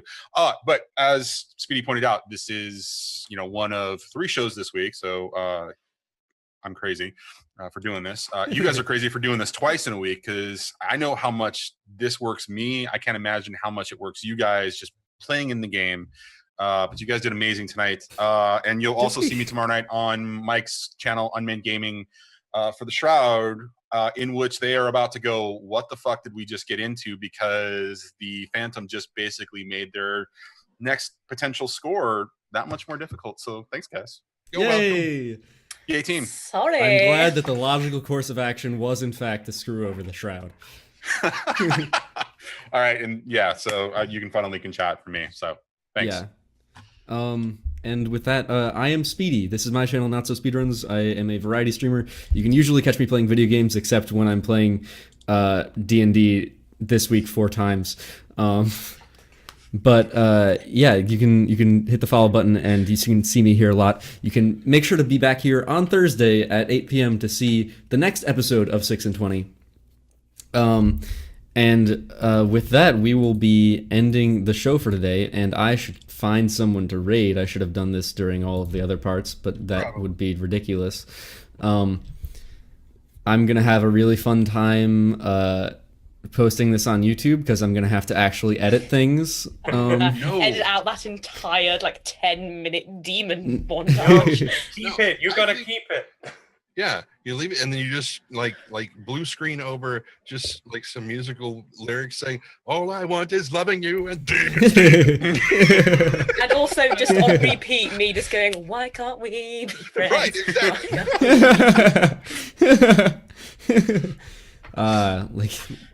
Jesus. Okay. Yeah, let's go ahead and send a raid over to Nerd Immersion. Nerd Immersion's a real cool guy. I met him at PAX. He primarily does, actually, I think he exclusively does D&D. I met at PAX. He originally was doing primarily YouTube and has now started actually doing stuff on Twitch as well. So go show him some love. Copy paste not so speed raid, spam his chat with it. You know the drill. Thank you guys for coming out here and watching through all of that insanity. Remember, goats, boats, PG tips. Jinx Gotha. Jinx Gotha. I will see you all next time, and as always, don't forget to take it slow. Is she? Oh, good. Yeah. By me. No, by goat. By me. We're live. It's live. Well, And it's No, me. by it's all you, goat. except for the one who is Trendane. But By that- me. We're live. It's live. Well, And it's No, me. by it's all you, hearing except for the me one as who is well. Trendane. but By that- me. We're live. It's live. And Everything it's is broken, but it's fine. No, by hearing Except for the me one as who is well. Trendane. By me. We're live. It's live. Everything And is it's Trendane. broken, That's but good. it's fine. This is That like one's right. so No, by hearing the me one as who is well. Trendane. By me. We're live. It's live. Everything And is it's Trendane. broken, That's but good. it's fine. This is That like one's right. so No, by